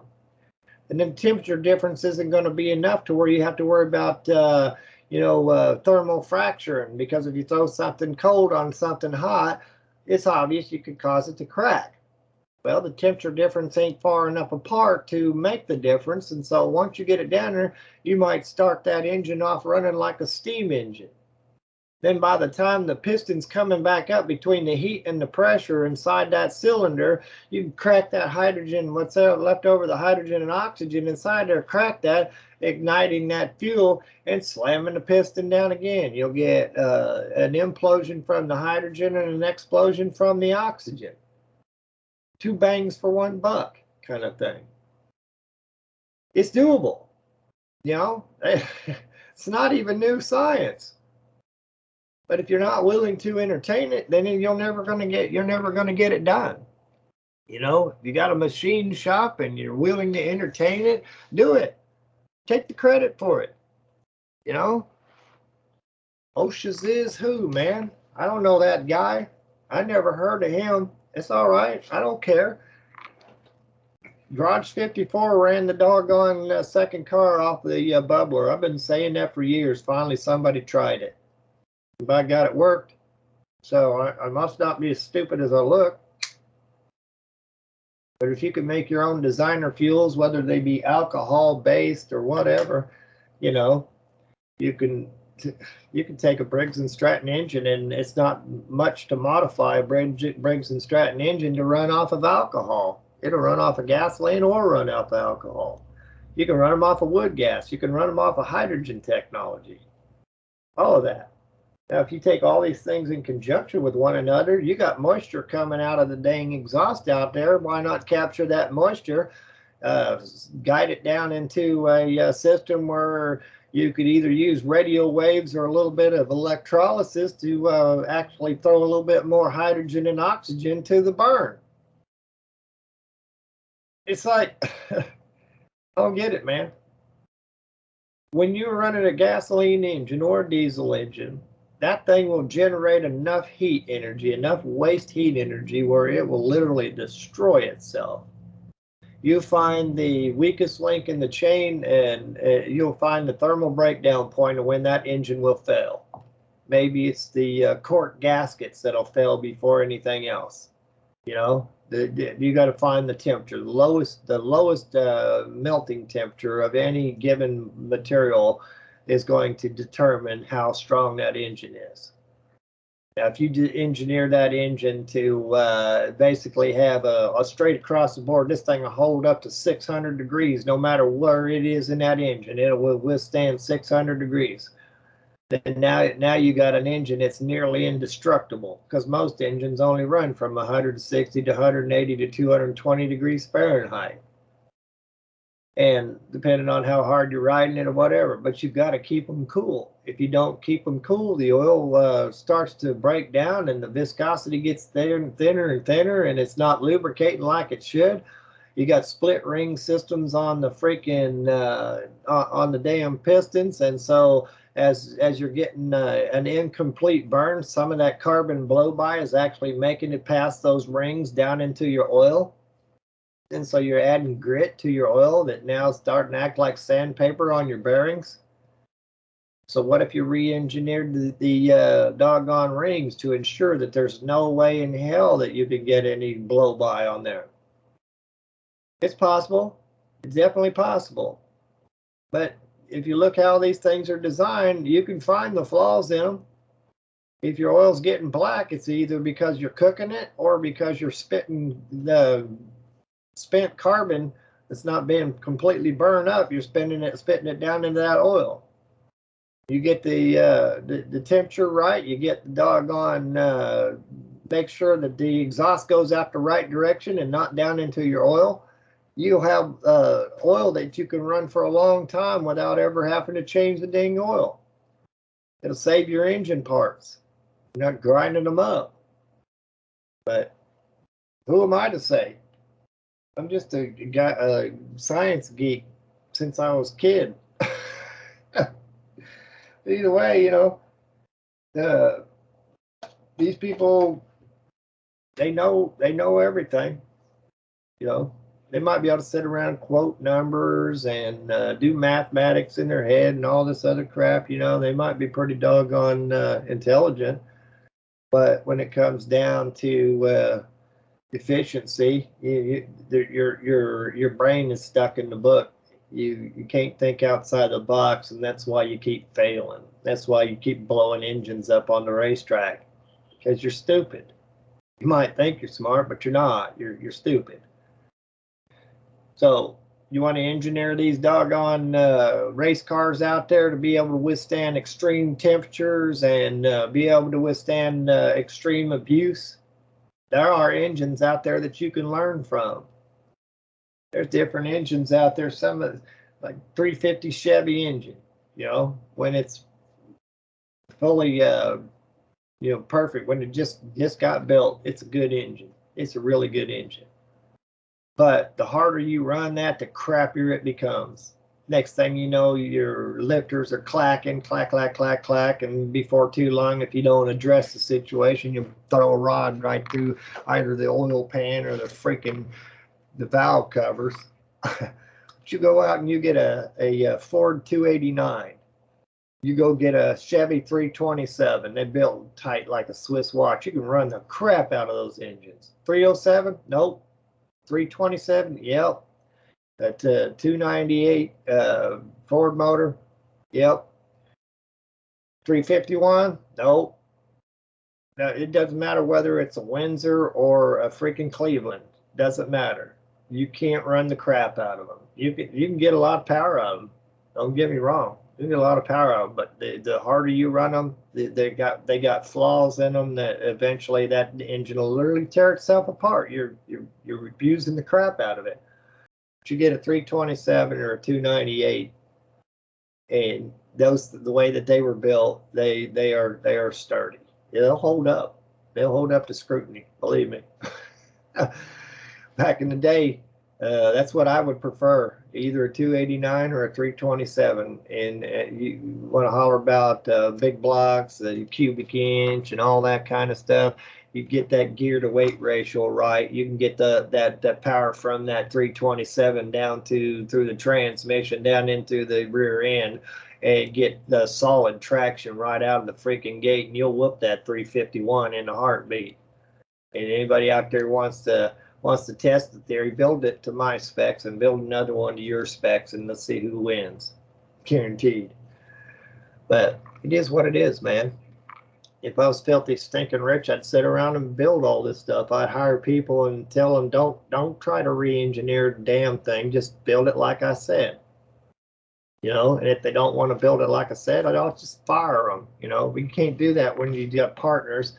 They want to use their ego and they get all pissed off and, you know, oh, you're wrong. You know, I'm not going to do it that way because that's wrong. I said, well, then get on down the road, sucker, because I don't need that. You know, we're going to try it before we deny it. If you think you know better, go build yours. Then we'll put yours up against mine. All right, and we'll see how it holds up. There's a thermal breakdown in every damn machine out there. When it reaches that point, it's going to fail. And if these people keep doing the way they're doing, they're going to keep blowing motors up. You want to get efficiency? You want to get better gas mileage? Then start looking at it. Where's the weaknesses? Don't look for the strengths of the damn thing. Look for the weaknesses, because that's where your problem's going to lie. You know? But it is what it is. You're letting these industries out there, the automotive industry, the fuel industry, the energy industry as a whole, you know, electricity, gas, whatever. You're letting them keep you enslaved. You got to pay the man instead of paying yourself. That's what you should be doing. You should be paying yourself. I don't call it mad science for nothing. Now, I made a mistake with mad science. I started bringing other people in, and I started listening to them. I allowed them to get me distracted away from what it was I was initially working with. And so, you know, everybody comes to the table, and the first thing out of their mouth is, well, this is the best one over here. No, this is the best one. We ought to all get together and build this one here. You know, this is the best one. Because they was out there and they seen all the videos, and you know, they're sold on this particular technology, and so they want you to look into it. They want you to work on that, you know, and it takes away from the overall what I was initially trying to share with everybody. But instead of them understanding, yeah, John Bedini had some cool stuff. Stan Myers had some cool stuff. John Searle had some cool stuff. All these different people out there, even John Hutchinson. I don't know what happened to him over his years. I think they got to him, but either way, guy's messed up. You know, he was pretty smart back in the day, messing around with radio equipment and such. But something went sideways. Yeah, he's a little odd. Anyway, between what Tesla did and all these different alternative energy guys that we can name out, each one of these are pieces of the puzzle. You go back and look at some of my old videos and you hear me say the word anomaly. There's an anomaly here that, you know, is worth paying attention to. spinning a hard drive up with a Dremel, being able to light up a full strand of those LEDs, you know, that the run off 120 volts AC. You know, okay, LEDs, they don't take much current at all to run them. That's not the point.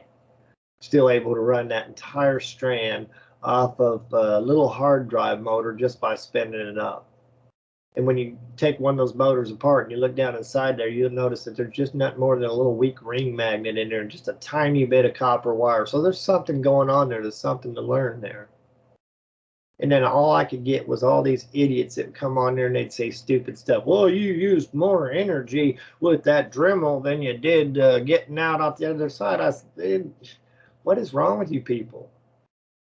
You completely bypassed it because you had your head so far up your butt and in the school book, and all you could come across was some sort of stupid thing that you're trying to make yourself sound intelligent when you're making yourself sound like a complete and utter fool. It's the anomaly that I was trying to show you.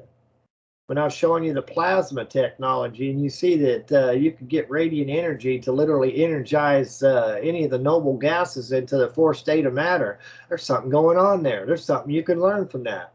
How you can manipulate that plasma with the magnetic field. You know, how you can manipulate particles with a magnetic field. Oh, what do you know? They got a Hadron Collider. They spend millions of dollars, billions of dollars more than likely by now, on this doggone giant underground collider where they spin these particles in other opposite directions and slam them each other trying to find the Higgs boson, aka the God particle.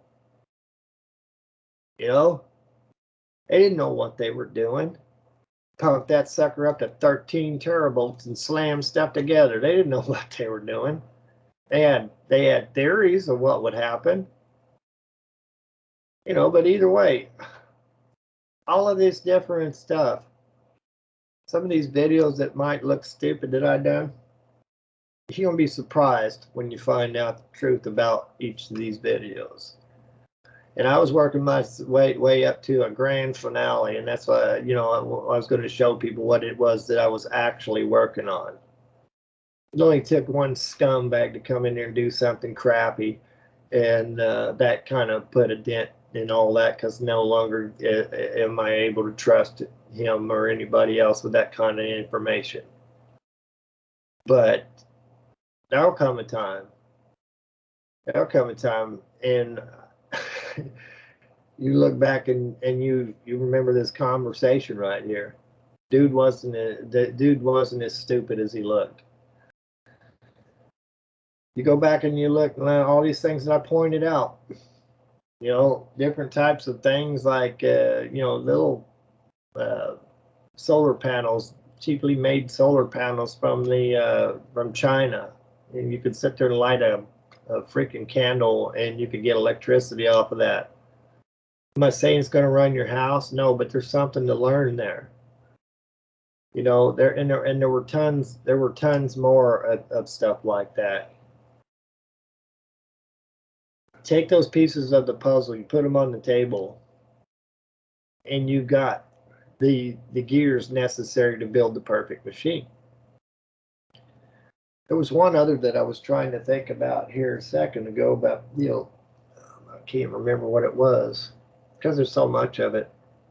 If you ever had a question, look at one of my videos, and when you see the video and you say, what was you trying to show us with this anomaly? I'm liable to tell you, you know. And so with that said, it was all about trying to find efficiency. When you're looking for how, I don't want to know. I don't care about the current. I don't care about the watts. I don't care about the amps. I don't care about all that crap right now. Then I had another friend from Australia, literally made a complete ass out of himself and destroyed the first Dream Team because he didn't understand what it was that I was trying to show him.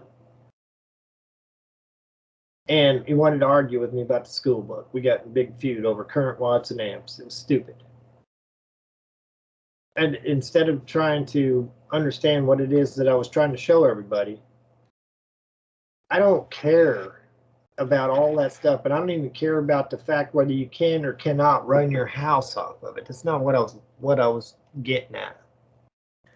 If you got a transformer and that thing is getting hot, that's wasted energy. So how do you monopolize on what otherwise would have been wasted? What in the hell's going on? That dang thing kicked itself on. How'd that happen? Mute. There we go. All right. Anyway, so with plasma and magnetics and all that kind of stuff, showing all these different anomalies and how you could literally find that magnetic field. You know, these little wireless AC testers are cool, especially if you're running Tesla coils or you want to go outside. There's some of them that are a lot more sensitive, like this one right here. This don't work anymore because the battery's dead. I got to get a new battery for it. But this one right here, you could go out to the power line and you can find the end of that field, how far that energy is actually coming out, that magnetic field. This one right here, you know, you've almost got to get right up on anything that is running AC current through it,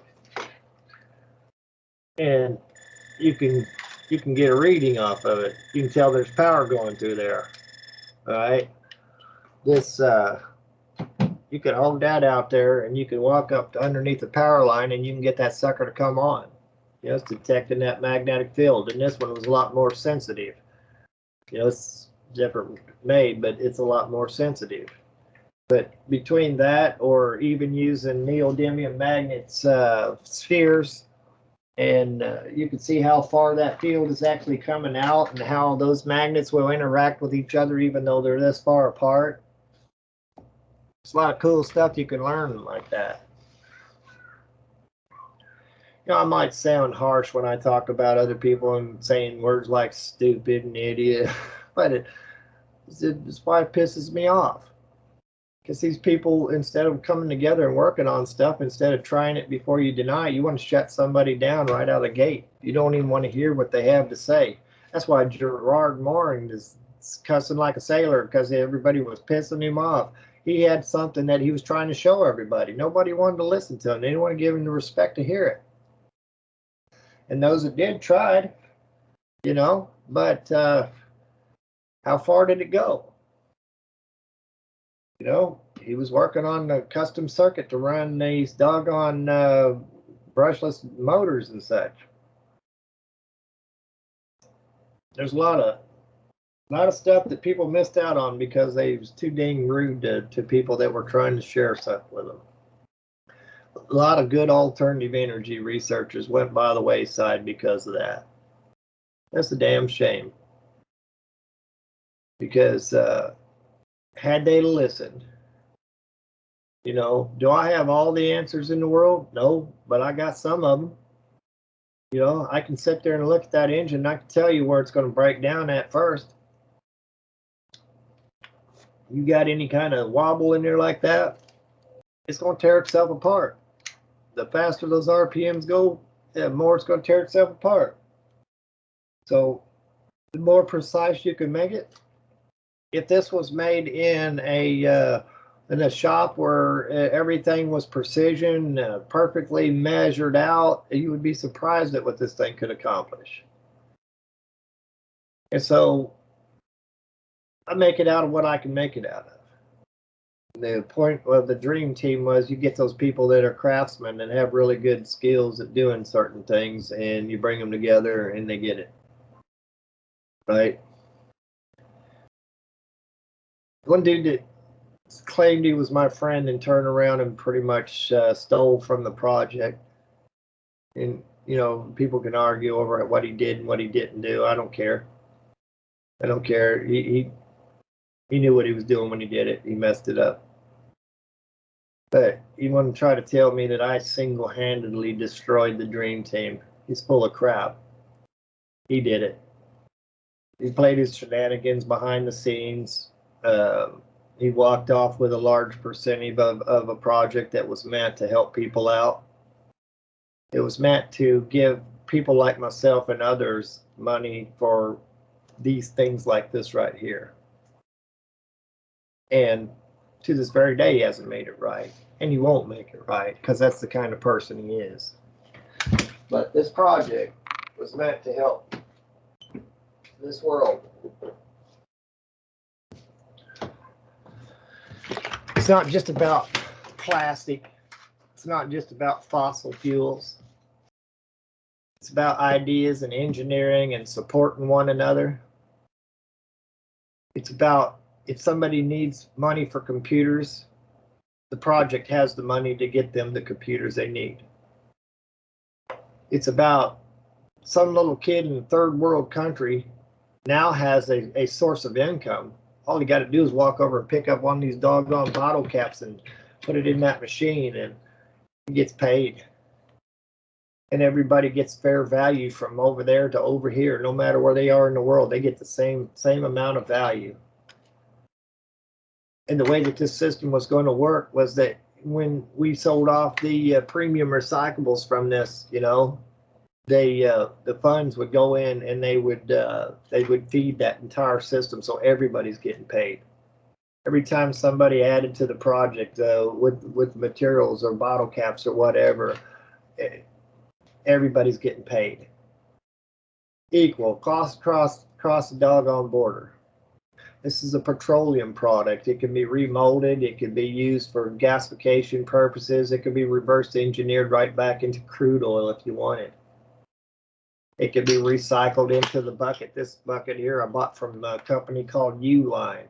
They're not a sponsor. It'd be nice if they decided they wanted to sponsor. Maybe they could give me a few more buckets. I could get these buckets out there and get this project up and running.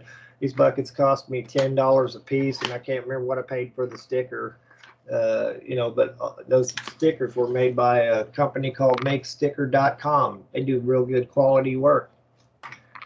I started off with 10 of these buckets for a purpose. I ended up down to, see, 1, 2, 3,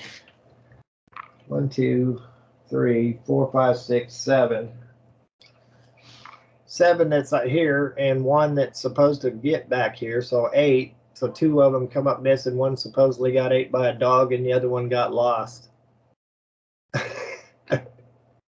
So when you're working with that kind of, you know, trusting people to do what they say they're going to do, and then they don't follow through, well, then, you know, you get what you get. But either way, this project could have benefited. Could have benefited the world, and it potentially still can. One person that I trusted a lot took advantage of everything. Did he do some good things? Yeah, he did a few good things. That's all right. But on that particular project, no, he screwed us all.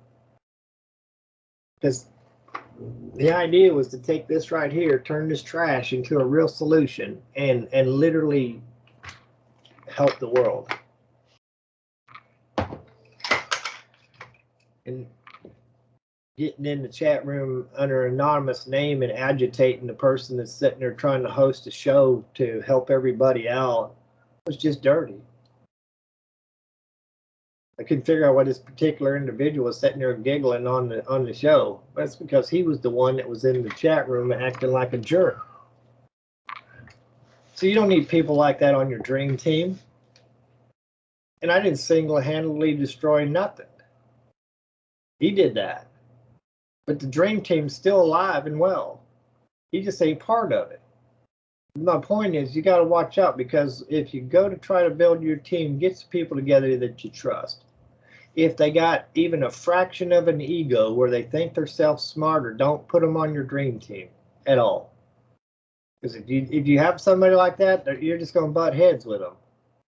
You want people that are willing to think outside the box and people that have a genuine concern for helping others. The other guys, let them go on down the road and build their own team. Their team's going to fall apart because they got a flaw in their attitude. You don't need that. And I'll steal from people. And I don't like to be stolen from. You know, he was saying well, you're just mad because I walked away with my own money. No, that wasn't the point. That wasn't the point at all. That all of those things that we did together to protect them as a trusted member of the team. We knew the purpose, why we wanted to do what we were doing. To walk away with 46% more than you're due, it was just flat out wrong. And you knew that. And to play the games, you know, the ignoring people and all that kind of crazy crap that he did when trying to get some answers, what's your intentions on the deal? It's uncalled for. I didn't do nothing to deserve that. But nonetheless, I'm not letting one scumbag freaking destroy a good project. I'll get this project up and going. And I'll do it my way, because I'm not going to trust somebody else to you know, you take their word for something. I'll help anybody and his brother out. You know, I give the shirt off my back to help people out. But if you lie to me, if you steal from me, that's where I draw the line. And literally, he stole from the project, which essentially was stealing from those little kids' opportunity to literally take that trash that they're standing around and turn it into a real financial solution to uplift them. You just robbed me. You didn't just rob me. You robbed the team. You robbed the world, and you robbed those little kids. You got to be ashamed of yourself. That's why if you go look on Shaziz.net, you'll find there's a wall of shame. That's where I'm going to start putting people out there like that. When I treat people poorly, I'm going to put the truth out there so that people can see it. Because it's not making this world any better. It didn't do nothing but piss me off. Yeah, it did make me upset, because I really thought our friendship was real. You know, I supposedly have over 9,000 subscribers on my freaking YouTube channel. Supposedly there's over 9,100. It goes up and down because YouTube's always screwing things up. A lot of times they'll come and tell me they're not even getting any notifications when I do make a deal. Or some of them come in saying that they were unsubscribed. So YouTube shenanigans. So what is it about the information that I'm trying to share with people that YouTube is afraid of? The chat rooms over there, there's 3 people in that chat room right there. Only one of which is me. People get on my YouTube channel all the time and they ask me for schematics of things. They ask me for what, you know, to give them something. Get in that chat room. Go over there to shazizradio.com. Get in that chat room, or join me on Skype, and we'll work it out. Participation is what's going to make this thing work. We got over there. Let me do a quick refresh on that. Thing work. You know, we got a maximum of 2 people in that chat room. So all this money that we spend on the side to try to give everybody a platform to come together to do all this. If people don't like your political views, they'll unfriend you. If they don't like your religious views, they'll unfriend you. If the government don't like your views, they'll censor you. Mainstream media, alternative media. People got on my mad science and they say, oh, well, you're too political or whatever. Or you're always talking about religion. So all of it's freaking connected. The whole world's connected. Everything that's going on out there right now is connected. What's going on with the government's connected. You want clean, renewable, alternative energy. Why do you want clean, renewable, alternative energy? Why do you want that? Because the government's regulating and taxing you into oblivion. That's why you want that. And when somebody's trying to give it to you, You're mocking them, you're ridiculing them, you're trolling them, or you're stealing from them, or you're lying to them. So you're the one screwing yourself. But in the process of doing that, you're not just screwing yourself, you're screwing everybody else around you, because they could have had the same information. We could have been done with this a long time ago.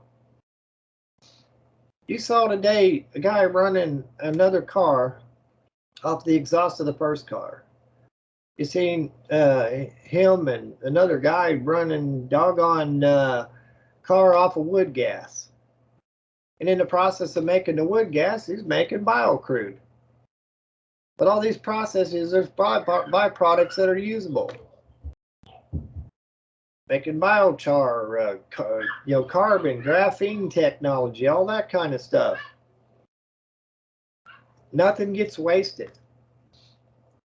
Even when you're burning firewood, there's still byproducts that you can reclaim, and that are building blocks for more trees and fertilizer and so on down the line.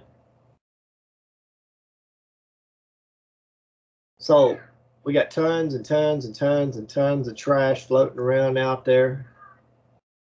We got tons of raw materials. And, whoever's tampering with the environment out there, whether you want to be called weather modification or whatever, whoever's tampering with the environment's doing a lot of damage. And so we got a lot of dead trees. That's my granddaughter, and they're having fun, apparently. Anyway, we got a lot of dead trees these days. They're destroying our environment. They're destroying our food supply. They're destroying our supply chain. They're destroying our infrastructure. They're destroying our financial situation.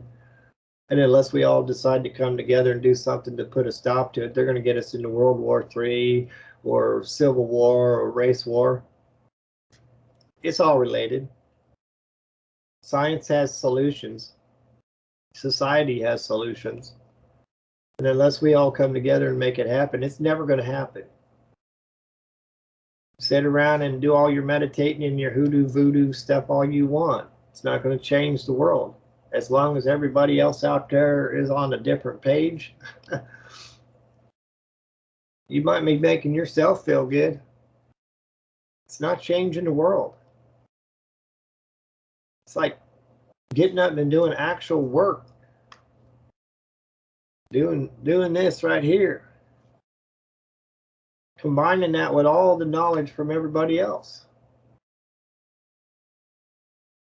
That's how you get the job done. The governments of the world spend millions of dollars, sometimes in that much time. Millions of dollars. For a fraction of what the governments of this world spend, we could have already had everything that you wanted solved. You want to solve starvation? You want to solve sickness? You want to solve homelessness? You want to solve the so-called energy crisis, financial crisis, and all that kind of stuff? For a fraction of what the governments of this world have wasted, we the people could have already fixed it all. We could literally be living in a heaven on earth, a utopia, so to speak. And instead of having these people out there trying to tell you that you're overpopulated, which you're not overpopulated, you're underpopulated. This world could withstand 10 times the population that we've got now and still be able to shelter and house and feed and heal everybody out there. It's not the world that needs us. It's that we need the world. The earth will shake us off like a bad set of fleas. And it don't matter whether you think this earth is flat, round, or whatever, hollow, dodecahedron, it don't matter. It's the state that it's in because of humanity that's the problem. If you want to solve this problem, don't listen to idiots that claim to be smart. Bill Nye's, the science guys, and the freaking Neil deGrasse Tysons of the world. They're stupid. They are stupid people. They sold their soul to the dark side. Even the Mythbusters, they lost my respect a long time ago when it come down to doing the hydrogen stuff. They knew what they were doing was wrong, but they did it anyway. between hydrogen technology, wood gasification, pyrolysis, fractal distillation, and all these different engineering flaws in the machinery that they make, you know, we could solve every last one of these problems. Everyone who wanted a home could have a home. Everyone who wanted food could have food. Everyone who needed medicine would have it. Wouldn't have no need for wars and all the stupid stuff. Don't have no need for a unelected bureaucrat such as the United Nations, World Economic Forum, or League of Nations, or NATO, or any of that crap over there. You don't even need to worry about all that. All the Kim Jong-uns and the freaking Xi Jinpings and Putins and Bidens of the world. No need. We could have lived in a world where everybody has everything they needed. We've been gifted that. And we're standing on the vast sum of all man's combined knowledge, and we're about to turn it over to artificial intelligence and let artificial intelligence tell you exactly what I just said. And eventually it's going to turn around and say, the problem of this earth is you. And it might just decide that it's got to fix that problem. Change a little stuff in your food supply. Suddenly you're gone. Launch a few nukes. Suddenly you're gone.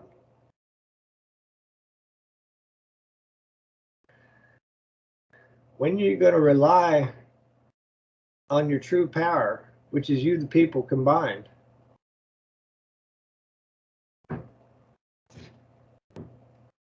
It is what it is. I keep saying I'm not going to do this anymore, and I keep on intending on just like basically starting to shut things down. But for some damn reason, I got this thing in my spirit that just won't let me just go away. It's not for fame. It's not for fortune. And if that's the reason it would have been for, then I failed miserably, because I can piss off and alienate with the best of them. People, they don't like my views sometimes, but I'm going to tell it how it is. I'm going to tell it how I see it.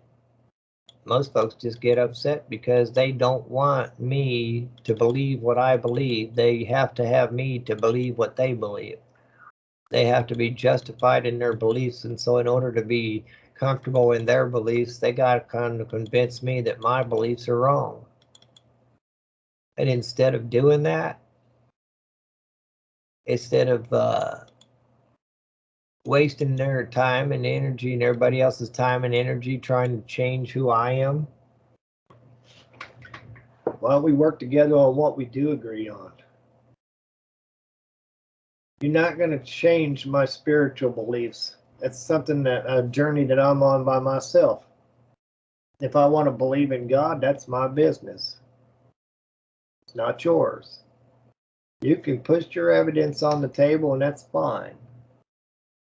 I'll look at your evidence in a fair manner and I'll make my own decision of it.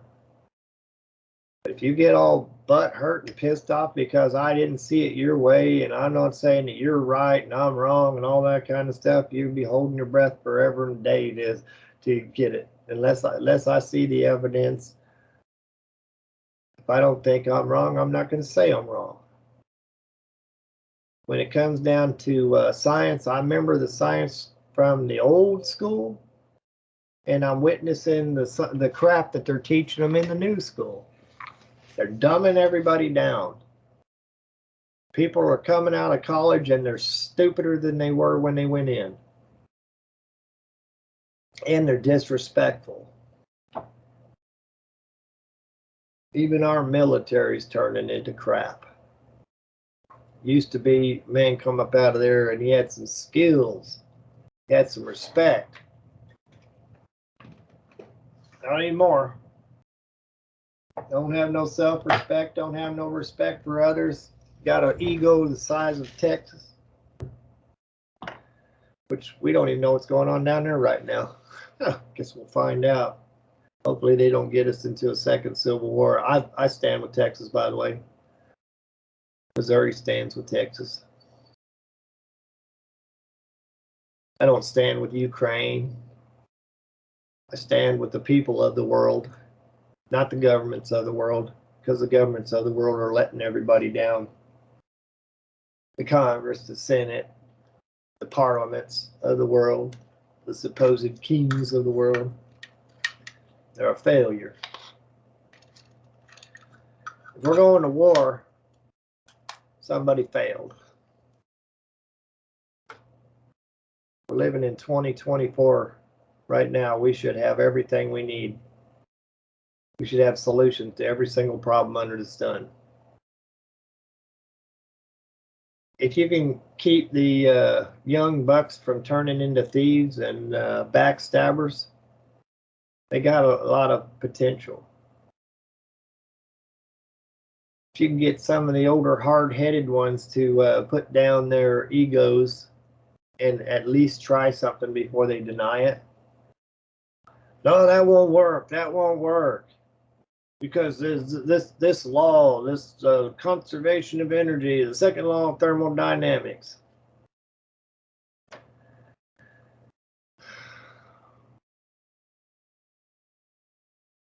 College-educated idiots. And some of the people in government promoting the climate lies, same thing. Same damn thing. I don't know. Most of what's in my brain I'll probably take to my grave with me.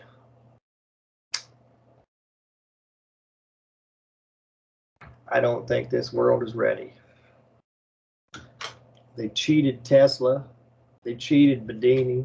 They cheated Searle. They cheated Dan Myers. They cheated every doggone inventor and every alternative energy researcher known to man.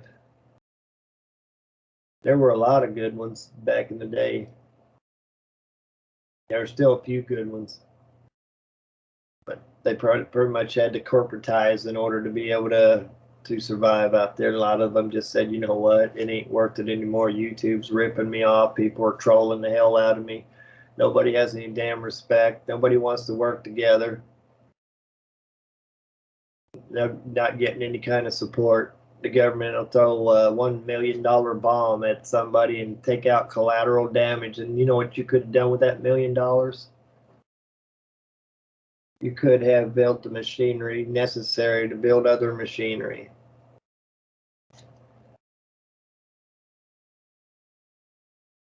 You're putting the money into the wrong hands. You're putting the money into the government, and they waste it. They squander it. Secret projects and such. Anyway, it is what it is. I'm getting out of here. If there's a video and it didn't get destroyed by Skype's flaws in the system, then it'll be up on Rumble. If not, maybe you got to hear me, maybe you didn't. There'll be a podcast up. All right, so I'm gonna piece this up out over here with the video on Rumble. If you like the video, share it. If you don't share it. If you want to fix the world, let's come together and get it done. I might actually stick this one up on YouTube and see if it passes muster, but YouTube is pretty crappy these days. It's run by communists, socialists, Marxists, losers. Anyway, yeah, I said that out loud. All right, peace.